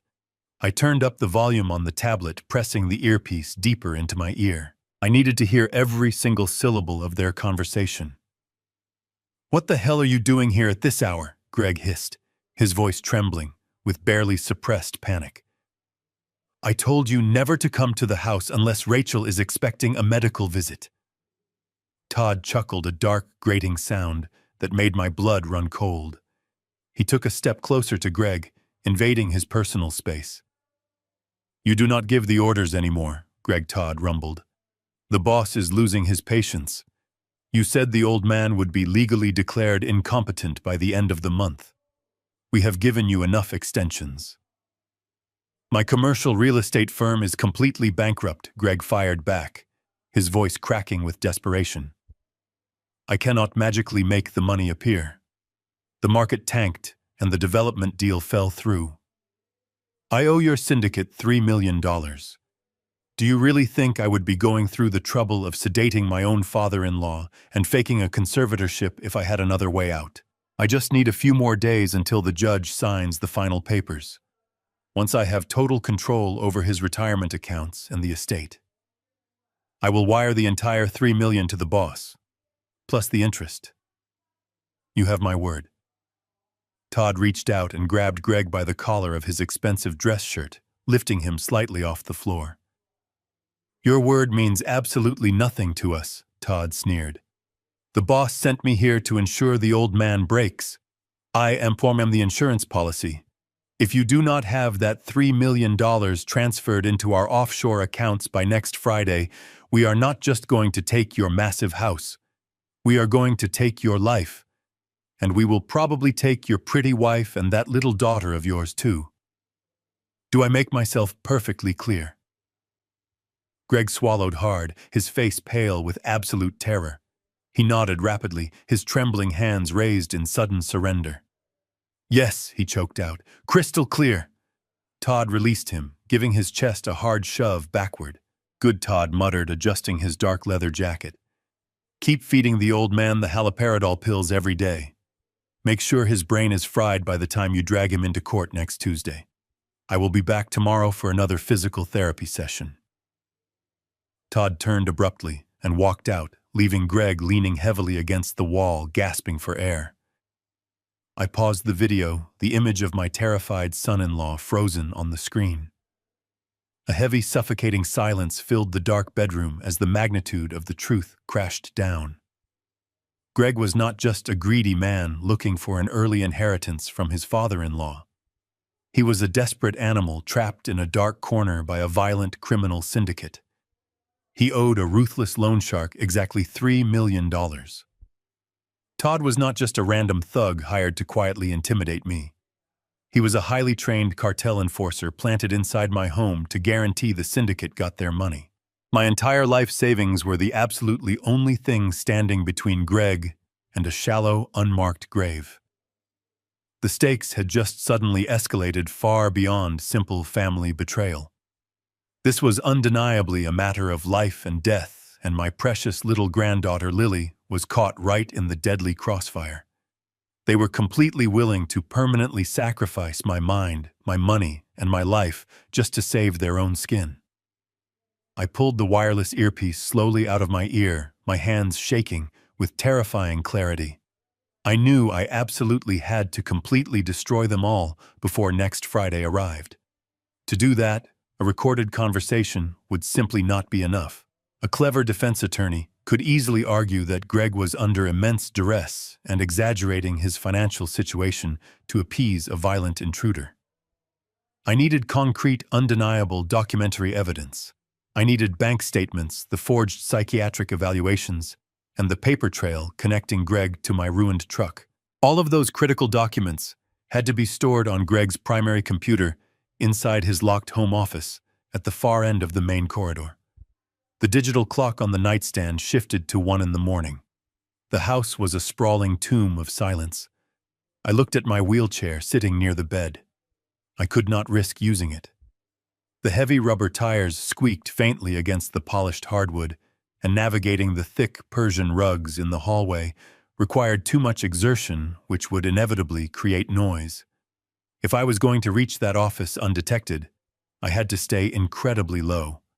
I had to crawl. I slipped the tablet back into its hidden compartment inside the leather tool bag and secured the false bottom. I took a slow, deep breath, mentally preparing myself for the sheer physical agony I was about to endure. I shifted my weight forward and carefully slid off the edge of the mattress. I braced my fall with my calloused hands, lowering my battered body onto the cold, unforgiving floorboards. As my shattered right leg dragged across the edge of the bed frame, a blinding flash of pain ripped through my shin. It felt as though a serrated blade was violently sawing through my bone marrow. I bit down hard on my lower lip, tasting the sharp, metallic tang of my own blood as I choked back a scream. I lay flat on my stomach for a long moment, my forehead resting against the dusty wood, waiting for the dark spots to clear from my vision. I opened my eyes and looked down the long, dark stretch of the hallway. The moonlight spilled through the tall, decorative windows, casting long, skeletal shadows across the floor. I began to move. I reached forward with both hands, planting my palms flat against the wood, and pulled my upper body forward. I kept my left knee bent, using it to push my weight, while my right leg, encased in the heavy plaster cast, dragged uselessly behind me like a sack of wet cement. The physical effort required for a single foot of progress was absolutely staggering. I am 71 years old, and my body had just survived a catastrophic collision. My bruised ribs screamed in fierce protest with every single contraction of my chest muscles. Sweat poured from my forehead, stinging my eyes and soaking the collar of my flannel shirt. But I kept pulling, 1 inch at a time. I was a man who had spent his life navigating dangerous high-altitude construction sites. I knew how to focus my mind entirely on the immediate task, blocking out the overwhelming scale of the danger. I dragged myself out of the guest bedroom and into the vast, open corridor. The temperature dropped significantly out here, the marble tiles of the foyer radiating a deep, biting chill that seeped right through my clothes. I had to plan my route with absolute mathematical precision. I knew from my first day in this house that the floorboards near the central heating vents had a tendency to warp and creak under applied pressure. I deliberately steered my body toward the heavy baseboards along the left wall, where the structural joists provided the most rigid support. Halfway down the hall, disaster nearly struck. As I pulled my heavy cast over the edge of a thick, woven rug, the plaster scraped against a decorative brass floor grate. The sharp, metallic scraping sound echoed loudly in the cavernous space. I froze instantly, pressing my face flat against the cold rug, my heart hammering against my chest like a trapped bird. I stopped breathing entirely. Above me, the floorboards of the second story groaned. Heavy footsteps shifted in the master bedroom directly overhead. Greg was awake. I squeezed my eyes shut, praying to God that he was just rolling over in his sleep. The seconds stretched into absolute eternity. I listened to the house settle around me, every tiny creak magnifying in my ears. Finally, the footsteps stopped. A bedspring whined, and then silence reclaimed the massive house. He had not come out to investigate. I let out a slow, trembling breath, a fresh wave of cold sweat washing over my back. I could not afford another mistake like that. I resumed my agonizing crawl, moving even slower now, testing every single inch of the floor with my hands before committing my body weight. The pain in my right leg transitioned from a sharp, stabbing sensation into a deep, relentless, burning ache that radiated all the way up into my hip. My arms trembled violently with muscle fatigue. My calloused fingers were rubbed raw against the coarse fibers of the rugs and the hard edges of the marble tiles.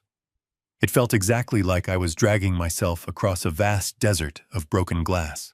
But the memory of Lily's terrified face and the horrific psychiatric bed waiting in the basement fueled an intense fire in my gut that absolutely refused to let me quit. After what felt like hours of agonizing labor, the dark shape of the mahogany door finally loomed in the shadows ahead of me. It was Greg's home office. I dragged myself the final few feet, my breath coming in ragged, silent gasps. I reached the doorframe and collapsed against the baseboard, my chest heaving violently. I had made it, but the hardest part was just beginning. I reached up with a shaking, exhausted arm and grabbed the smooth brass doorknob. I applied a slow, steady pressure, turning it gently to the right. It did not yield. The mechanism was locked tight. I rested my sweaty forehead against the cool mahogany wood, closing my eyes in a momentary wave of pure defeat. A locked door. It was such a simple, mundane obstacle, but to a crippled man, dragging himself across the floor, it felt like an impenetrable fortress wall. But then a faint, metallic clinking sound echoed softly from the breast pocket of my flannel shirt. Before I had left my bedroom, right after I had secured the tablet inside the false bottom of my leather bag, I had instinctively reached into the side pouch. My fingers had brushed against a small flat steel tension wrench and a standard hook pick. I had carried them for years, a habit formed from constantly losing the keys to padlocked equipment sheds on chaotic construction sites. I reached into my pocket with trembling fingers and pulled out the two thin pieces of cold steel. I shifted my weight, propping myself up on my left elbow so I could reach the brass keyhole. My hands were shaking so violently from the physical exertion that I dropped the tension wrench twice, the tiny clatter sounding like gunshots in the silent hallway. I took a deep, ragged breath, forcing my heart rate to slow. I slid the tension wrench into the bottom of the keyway, applying a microscopic amount of rotational pressure. Then I eased the hook pick into the top. It was a standard 5-pin tumbler lock meant to keep out a curious child, not a determined engineer. I felt the pins carefully lifting them one by one until I felt the satisfying tiny click of the shear line aligning. The cylinder turned smoothly. The lock disengaged with a soft pop. I grasped the handle, turned it, and pushed the heavy door open. The office was pitch black, smelling faintly of expensive leather and stale scotch. I crawled over the threshold, pulling my dead right leg behind me, and reached up to quietly push the door shut until it latched. I dragged myself across the plush carpet toward the massive oak desk sitting in the center of the room. Reaching the desk was only half the battle. I had to pull my entire body weight up the side of it to reach the computer. I grabbed the edge of the polished wood, my bruised ribs screaming in absolute agony as I hauled myself up into the heavy leather office chair. I slumped back into the seat, gasping silently for air. Once the pain subsided into a manageable throb, I leaned forward and pressed the power button on the sleek desktop tower hidden beneath the desk. The monitors flared to life, bathing the dark room in a stark, blinding white light. I squinted, raising a hand to shield my eyes until they adjusted. A login screen appeared, displaying Greg's name and a blank password field. I rested my fingers on the keyboard. I needed to act quickly. I had no idea how long I had before Greg might wake up for a glass of water and notice my empty bed. I typed in the word password. Incorrect. I tried his anniversary date. Incorrect. I tried his own birthday. Incorrect. A small bead of cold sweat rolled down the side of my face. If I locked the system by guessing incorrectly too many times, my entire plan would be completely ruined. I stared at the blinking cursor, trying to understand the mind of a desperate, arrogant man. What number would he use? Then a vivid memory flashed in my mind. The day Lily was born. Greg had been so incredibly proud, holding that tiny bundle wrapped in a pink hospital blanket. Before the greed consumed him, he had loved her. I slowly typed in the numbers of her birth date. Month, day, year. I held my breath and pressed the enter key. The screen froze for a fraction of a second, and then the desktop loaded. I was in. My eyes darted across the digital landscape of his computer. The desktop was cluttered with hundreds of files, spreadsheets, and folders. I grabbed the wireless mouse, my calloused hand trembling, and clicked on the primary document directory. I bypassed the folders labeled with his failing real estate properties and looked for anything unusual. At the bottom of the list, a folder caught my attention. It was simply titled Personal Expenses. I double-clicked it. Inside were various digital receipts for luxury car leases and expensive country club dinners. But one file, a scanned image document, had a strange cryptic title. It read, Auto Consult Cash. I hovered the cursor over it. A sickening feeling began to twist tightly in my gut. I clicked the file. The image expanded to fill the large monitor. It was a scanned copy of a handwritten invoice from a small independent auto body shop located in a notoriously rough industrial district of Atlanta. I scanned the lines of text. The customer name was intentionally left blank, but the vehicle identification number written at the top matched my truck perfectly. I read the itemized list of services. It did not say anything about routine maintenance. It specifically listed custom fluid line modification. But it was the handwritten note scribbled hastily in blue ink at the bottom of the page that made the blood freeze entirely in my veins. It read, brake line severed at main cylinder. Guaranteed failure on incline. Payment received in full. $5,000 cash. I stared at those words, my breathing completely stopping. $5,000. That was the exact price Greg had placed on my life. He had actually found a black market mechanic, paid him with a stack of $100 bills, and explicitly ordered him to turn my truck into a deadly weapon. This was not a tragic accident. This was a calculated, cold-blooded assassination. The man sleeping peacefully upstairs had ruthlessly plotted to end my life for a quick cash payout. I was now completely alone. I stared at the scanned invoice, the glowing white screen illuminating the cold sweat dripping down my face. My own son-in-law had paid a stranger to murder me. The reality of it was so heavy, so completely monstrous, that for a long moment my brain simply refused to process it. I had to force myself to breathe, pulling air into my lungs in shallow, trembling gasps. I could not afford to fall apart right now. The brake line receipt was the motive, the smoking gun that proved their utter depravity, but it was not the entire plan. I needed to see the rest of it. I needed to know exactly how they planned to steal my money if the accident did not kill me. I carefully minimized the image file, my hand shaking so badly I could barely control the wireless mouse. I returned to the main directory of the computer. My eyes scanned the long list of folders again, looking for anything else related to my finances or my medical care. Near the very top of the desktop, completely hidden in plain sight, was a newly created folder. It was labeled simply E-Transition, my initials, Richard Dalton. Transition. I double-clicked the folder.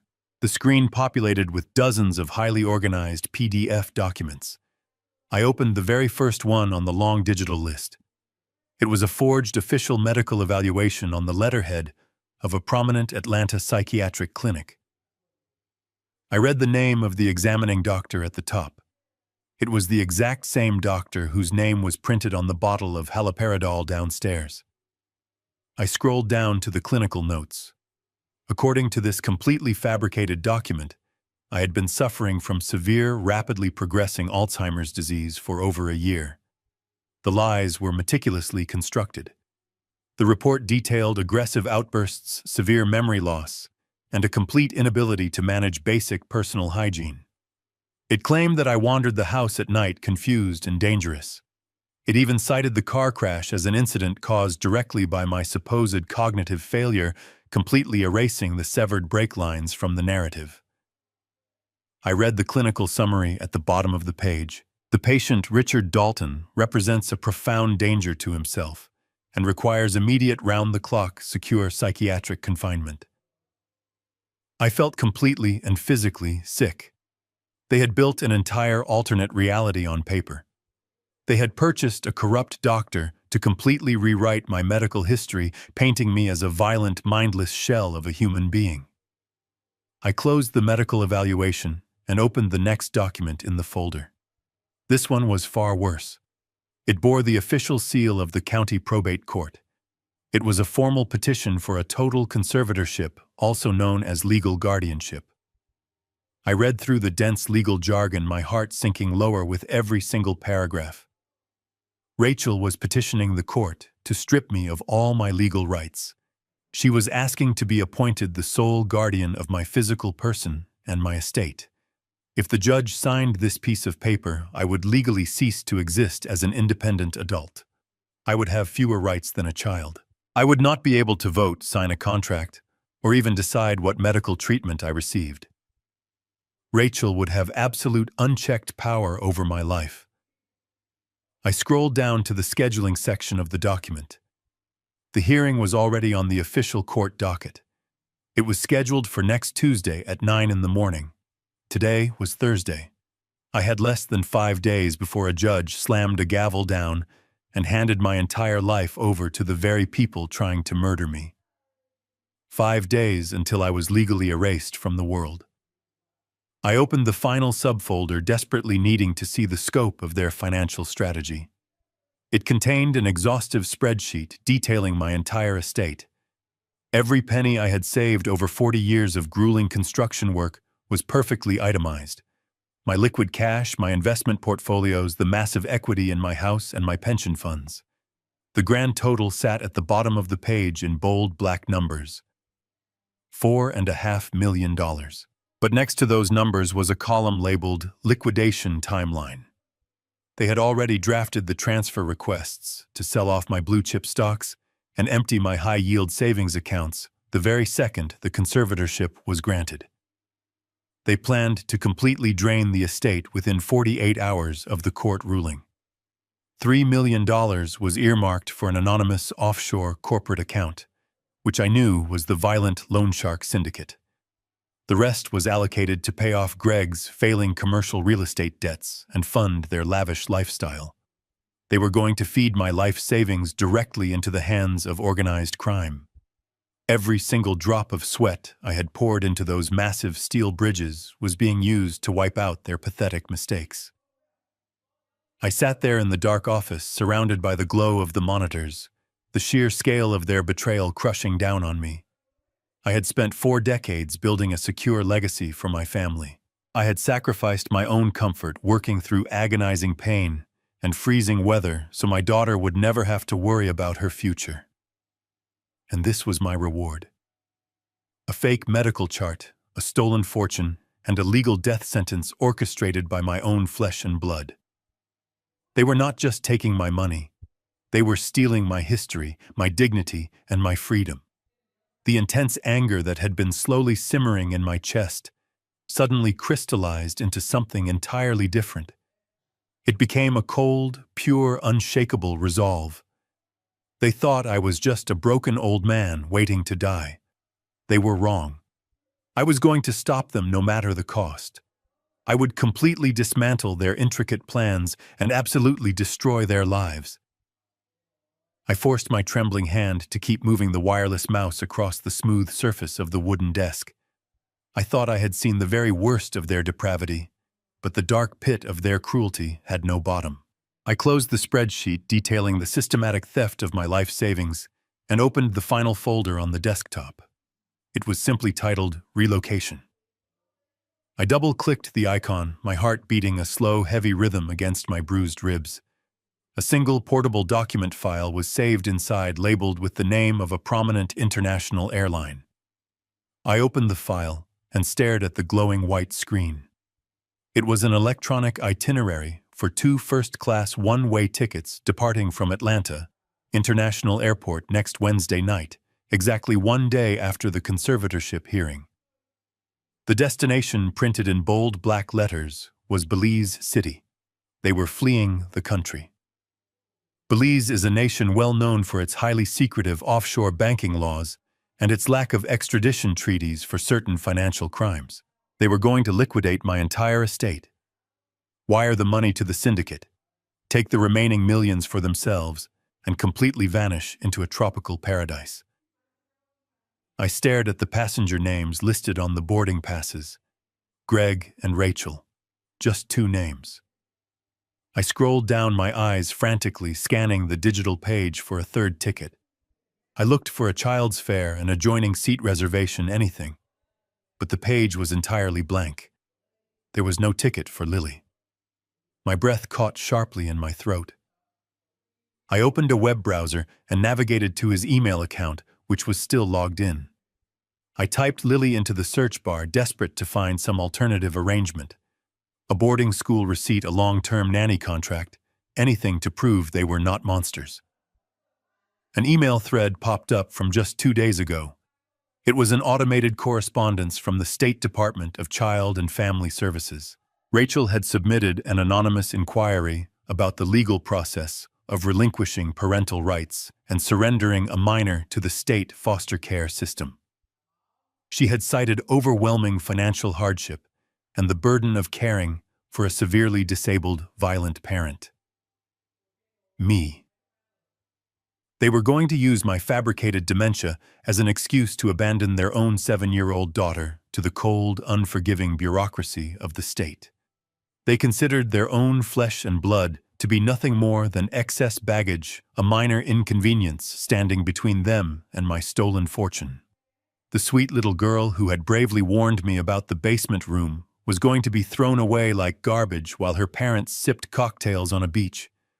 A wave of profound, suffocating nausea washed over me. I gripped the edge of the heavy oak desk so tightly my knuckles ached. But the horrors of that computer were still not finished. At the bottom of the email inbox, marked with a bright red flag for high importance, was a payment confirmation receipt from a medical holding company. I clicked the link and a digital invoice appeared on the screen. It was a non-refundable deposit for a permanent residential placement at a facility called the Pine Ridge Behavioral Center. I recognized the name instantly. Years ago, I had worked as a structural consultant reviewing public buildings for the county.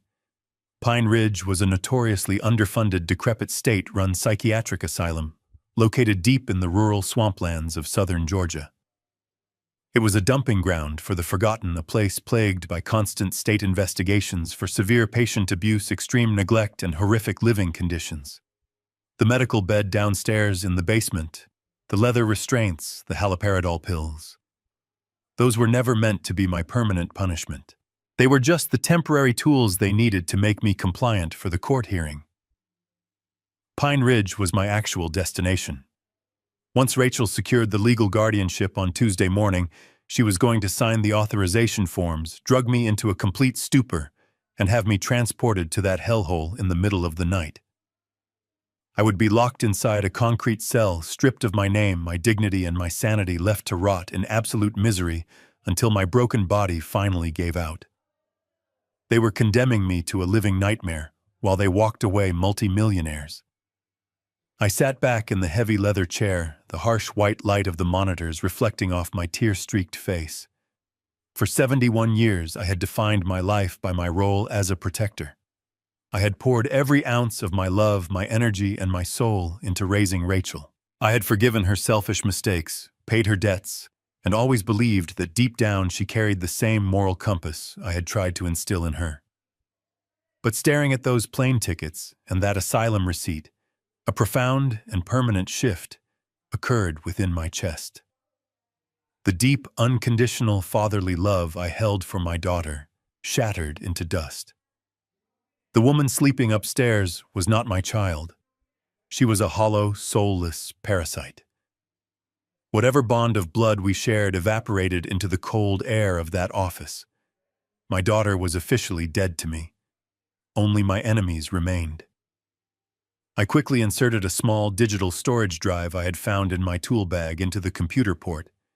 I copied the forged medical files, the brake line receipt, the plane tickets, the foster care emails, and the asylum deposit.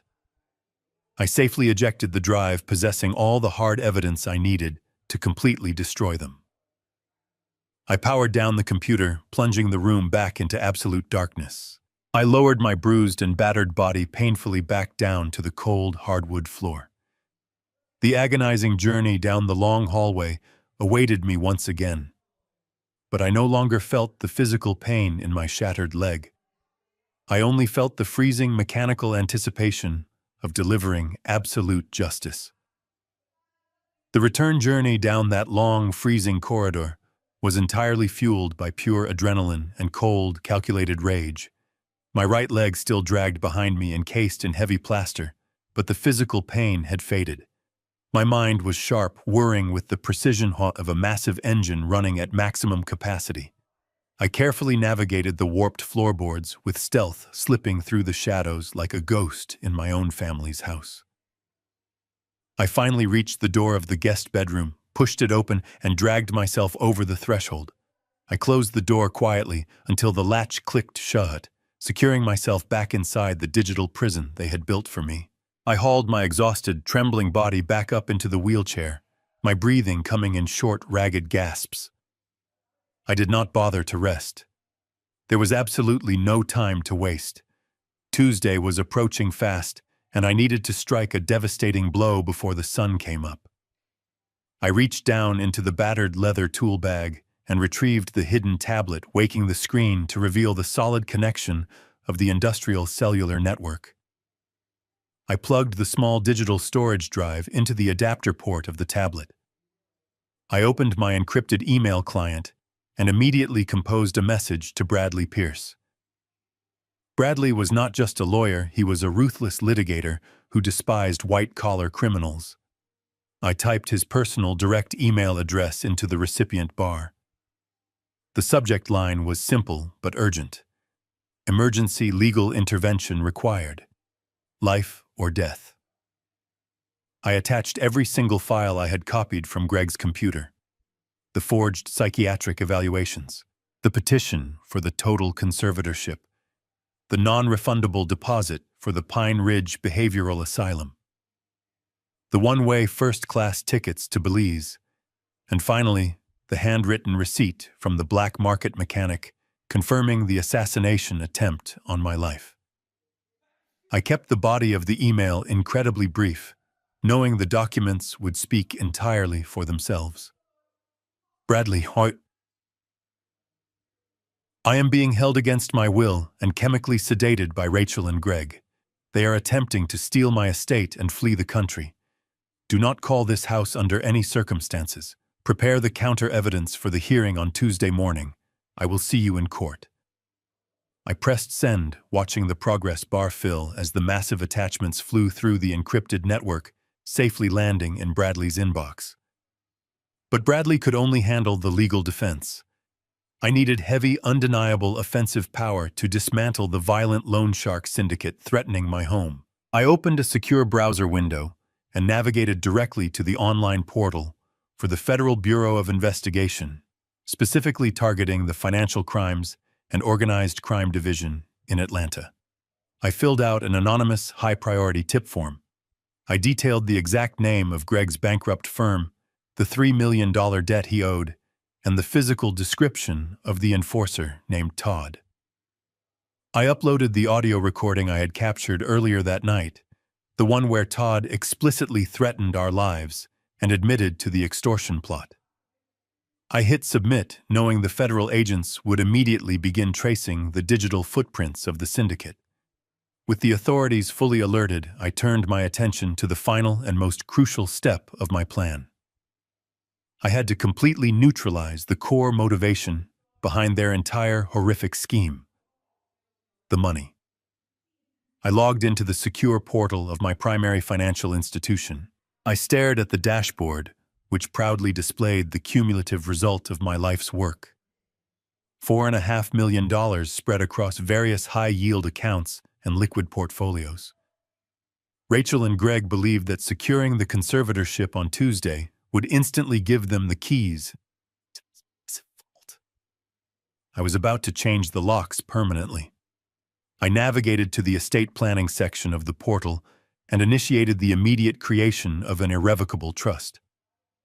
Unlike a standard will or a revocable trust, an irrevocable trust cannot be modified, amended, or terminated without the permission of the beneficiary. Once the money is transferred into it, the grantor legally surrenders all ownership rights to those assets forever. I typed Lily's full legal name into the beneficiary field. I set the conditions of the trust to ensure she could not access the principal amount until she turned 25 years old, guaranteeing that Rachel and Greg could never touch a single penny of it, even as her parents. I selected all of my checking accounts, my savings accounts, my stock portfolios, and the deed to my property in Atlanta. I moved every single asset into the transfer queue. The system prompted me for a secondary authentication to confirm the massive transfer of wealth. I typed in my master password and pressed the digital signature pad. My calloused finger dragged across the glass screen, leaving a glowing trail of digital ink. I hit confirm.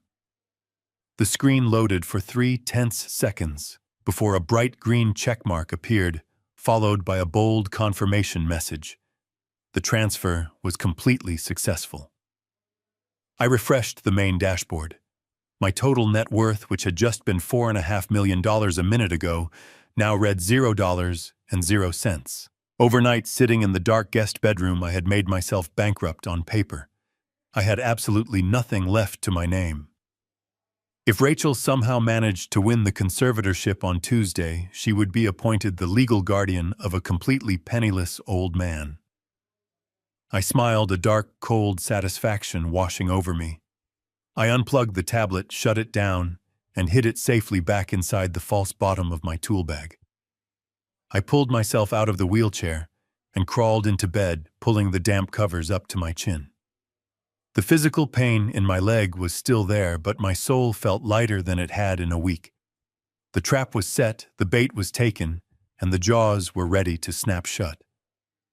The next 4 days passed in a haze of calculated deception. I continued to play the role of the broken, mindless old man, perfectly drooling at the dinner table, staring blankly at the walls, and allowing Todd to violently handle my shattered leg without showing a single spark of resistance. Rachel and Greg grew increasingly confident. By the time Tuesday morning finally arrived, they did not even bother to speak to me as a human being. They treated me like a broken piece of furniture that needed to be moved. They dressed me in a faded, wrinkled flannel shirt and a pair of stained sweatpants, deliberately making me look neglected and pathetic. Greg practically shoved me into my wheelchair, his hands rough and impatient. They loaded me into the back of a specially rented accessible van, not uttering a single word to me, during the 30-minute drive into the heart of downtown Atlanta. The Fulton County Courthouse was a massive, imposing structure of polished granite and towering glass windows. As Greg wheeled me through the heavy security doors and into the bustling lobby, my heart began to pound, a steady, powerful rhythm against my ribs. The air was thick with the smell of floor wax and stale coffee, echoing with the hurried footsteps of lawyers and anxious defendants. We rode the crowded elevator up to the 4th floor in absolute silence. Rachel stood directly in front of me, nervously adjusting the lapels of her conservative, expensive navy blue designer suit. She had pulled her hair back into a tight bun, wearing minimal makeup to ensure she looked the part of an exhausted, devoted daughter, carrying the heavy weight of the world on her delicate shoulders. We moved down the long, fluorescent-lit corridor and entered courtroom 4B. It was a sterile, intimidating room paneled in dark walnut lined with rows of uncomfortable wooden benches. Greg parked my wheelchair awkwardly at the respondent table, leaving me facing the towering wooden bench where the judge would soon preside. I slouched forward, letting my chin rest on my chest, my hands trembling slightly in my lap. I kept my eyes unfocused, but from beneath my lowered brow I scanned the room with the precision of a hawk. The courtroom was mostly empty, save for a bored-looking court reporter and a weary bailiff standing near the side door. There was no sign of Bradley Pierce yet. I had specifically instructed him to wait outside until the absolute perfect moment. I needed Rachel to commit fully to her perjury on the official court record before we sprang the trap. At exactly 9 o'clock, the heavy wooden door behind the bench opened and Judge Eleanor Hastings walked into the room. She was a stern, no-nonsense woman with sharp gray eyes and a reputation for processing probate cases with ruthless efficiency. The bailiff instructed us to rise. Greg stood up straight, smoothing his expensive tie while Rachel placed a gentle, perfectly manicured hand on my shoulder, sighing softly to draw the judge's attention to my supposed inability to stand. Judge Hastings sat down adjusting her reading glasses and opened the thick manila folder containing the forged documents Rachel had filed. The judge looked over the rim of her glasses, her gaze sweeping across the courtroom before settling heavily on Rachel. We are here today to review the petition for permanent conservatorship over the person and estate of Richard Dalton, the judge announced, her voice echoing clearly in the quiet room. The petitioner is the respondent's daughter, Rachel Montgomery. You may proceed. Rachel stood up slowly. She walked over to the wooden podium in the center of the room, gripping the edges tightly, as if she needed the physical support just to remain standing. She took a deep, shuddering breath, and the performance of a lifetime officially began. Your Honor, Rachel started, her voice trembling with perfectly calibrated emotion. I am here today because my father, the man who raised me and loved me, is simply no longer there. Over the past year, we have watched his mind slowly slip away into the dark shadows of severe dementia. It started with forgotten conversations, but it has escalated into something truly dangerous. Last month, in a state of deep cognitive confusion, he caused a horrific car accident that nearly took his life and shattered his leg. Since we brought him into our home to care for him, his condition has deteriorated completely. He does not know where he is. He cries out for my mother who passed away 10 years ago. He cannot feed himself, bathe himself, or understand basic financial concepts. Rachel paused, letting a single brilliant tear escape her eye and roll down her cheek. She reached into her pocket, pulling out a tissue to dab delicately at her face. It completely breaks my heart to stand here today. Your Honor, she whispered, her voice cracking beautifully. I love my father more than anything else in this entire world, but he is a profound danger to himself. He is vulnerable. He needs constant specialized psychiatric care that we can no longer provide at home. I am asking the court to grant me full legal guardianship over his medical decisions and his financial estate so I can protect the assets he worked so hard to build and ensure he is placed in a secure facility where he can be safe for the rest of his days. I sat there in my wheelchair, quietly listening to every single poisonous word falling directly from her lying mouth. She was wrapping my execution in the warm, comforting blanket of a daughter's love. She wanted the judge to hand over my $4.5 million, effectively paying her to lock me in a rural asylum. Judge Hastings nodded sympathetically, turning the pages of the forged medical evaluation. Is there any legal counsel present today representing Mr. Dalton? She asked the quiet room, peering over her glasses. Yes, Your Honor.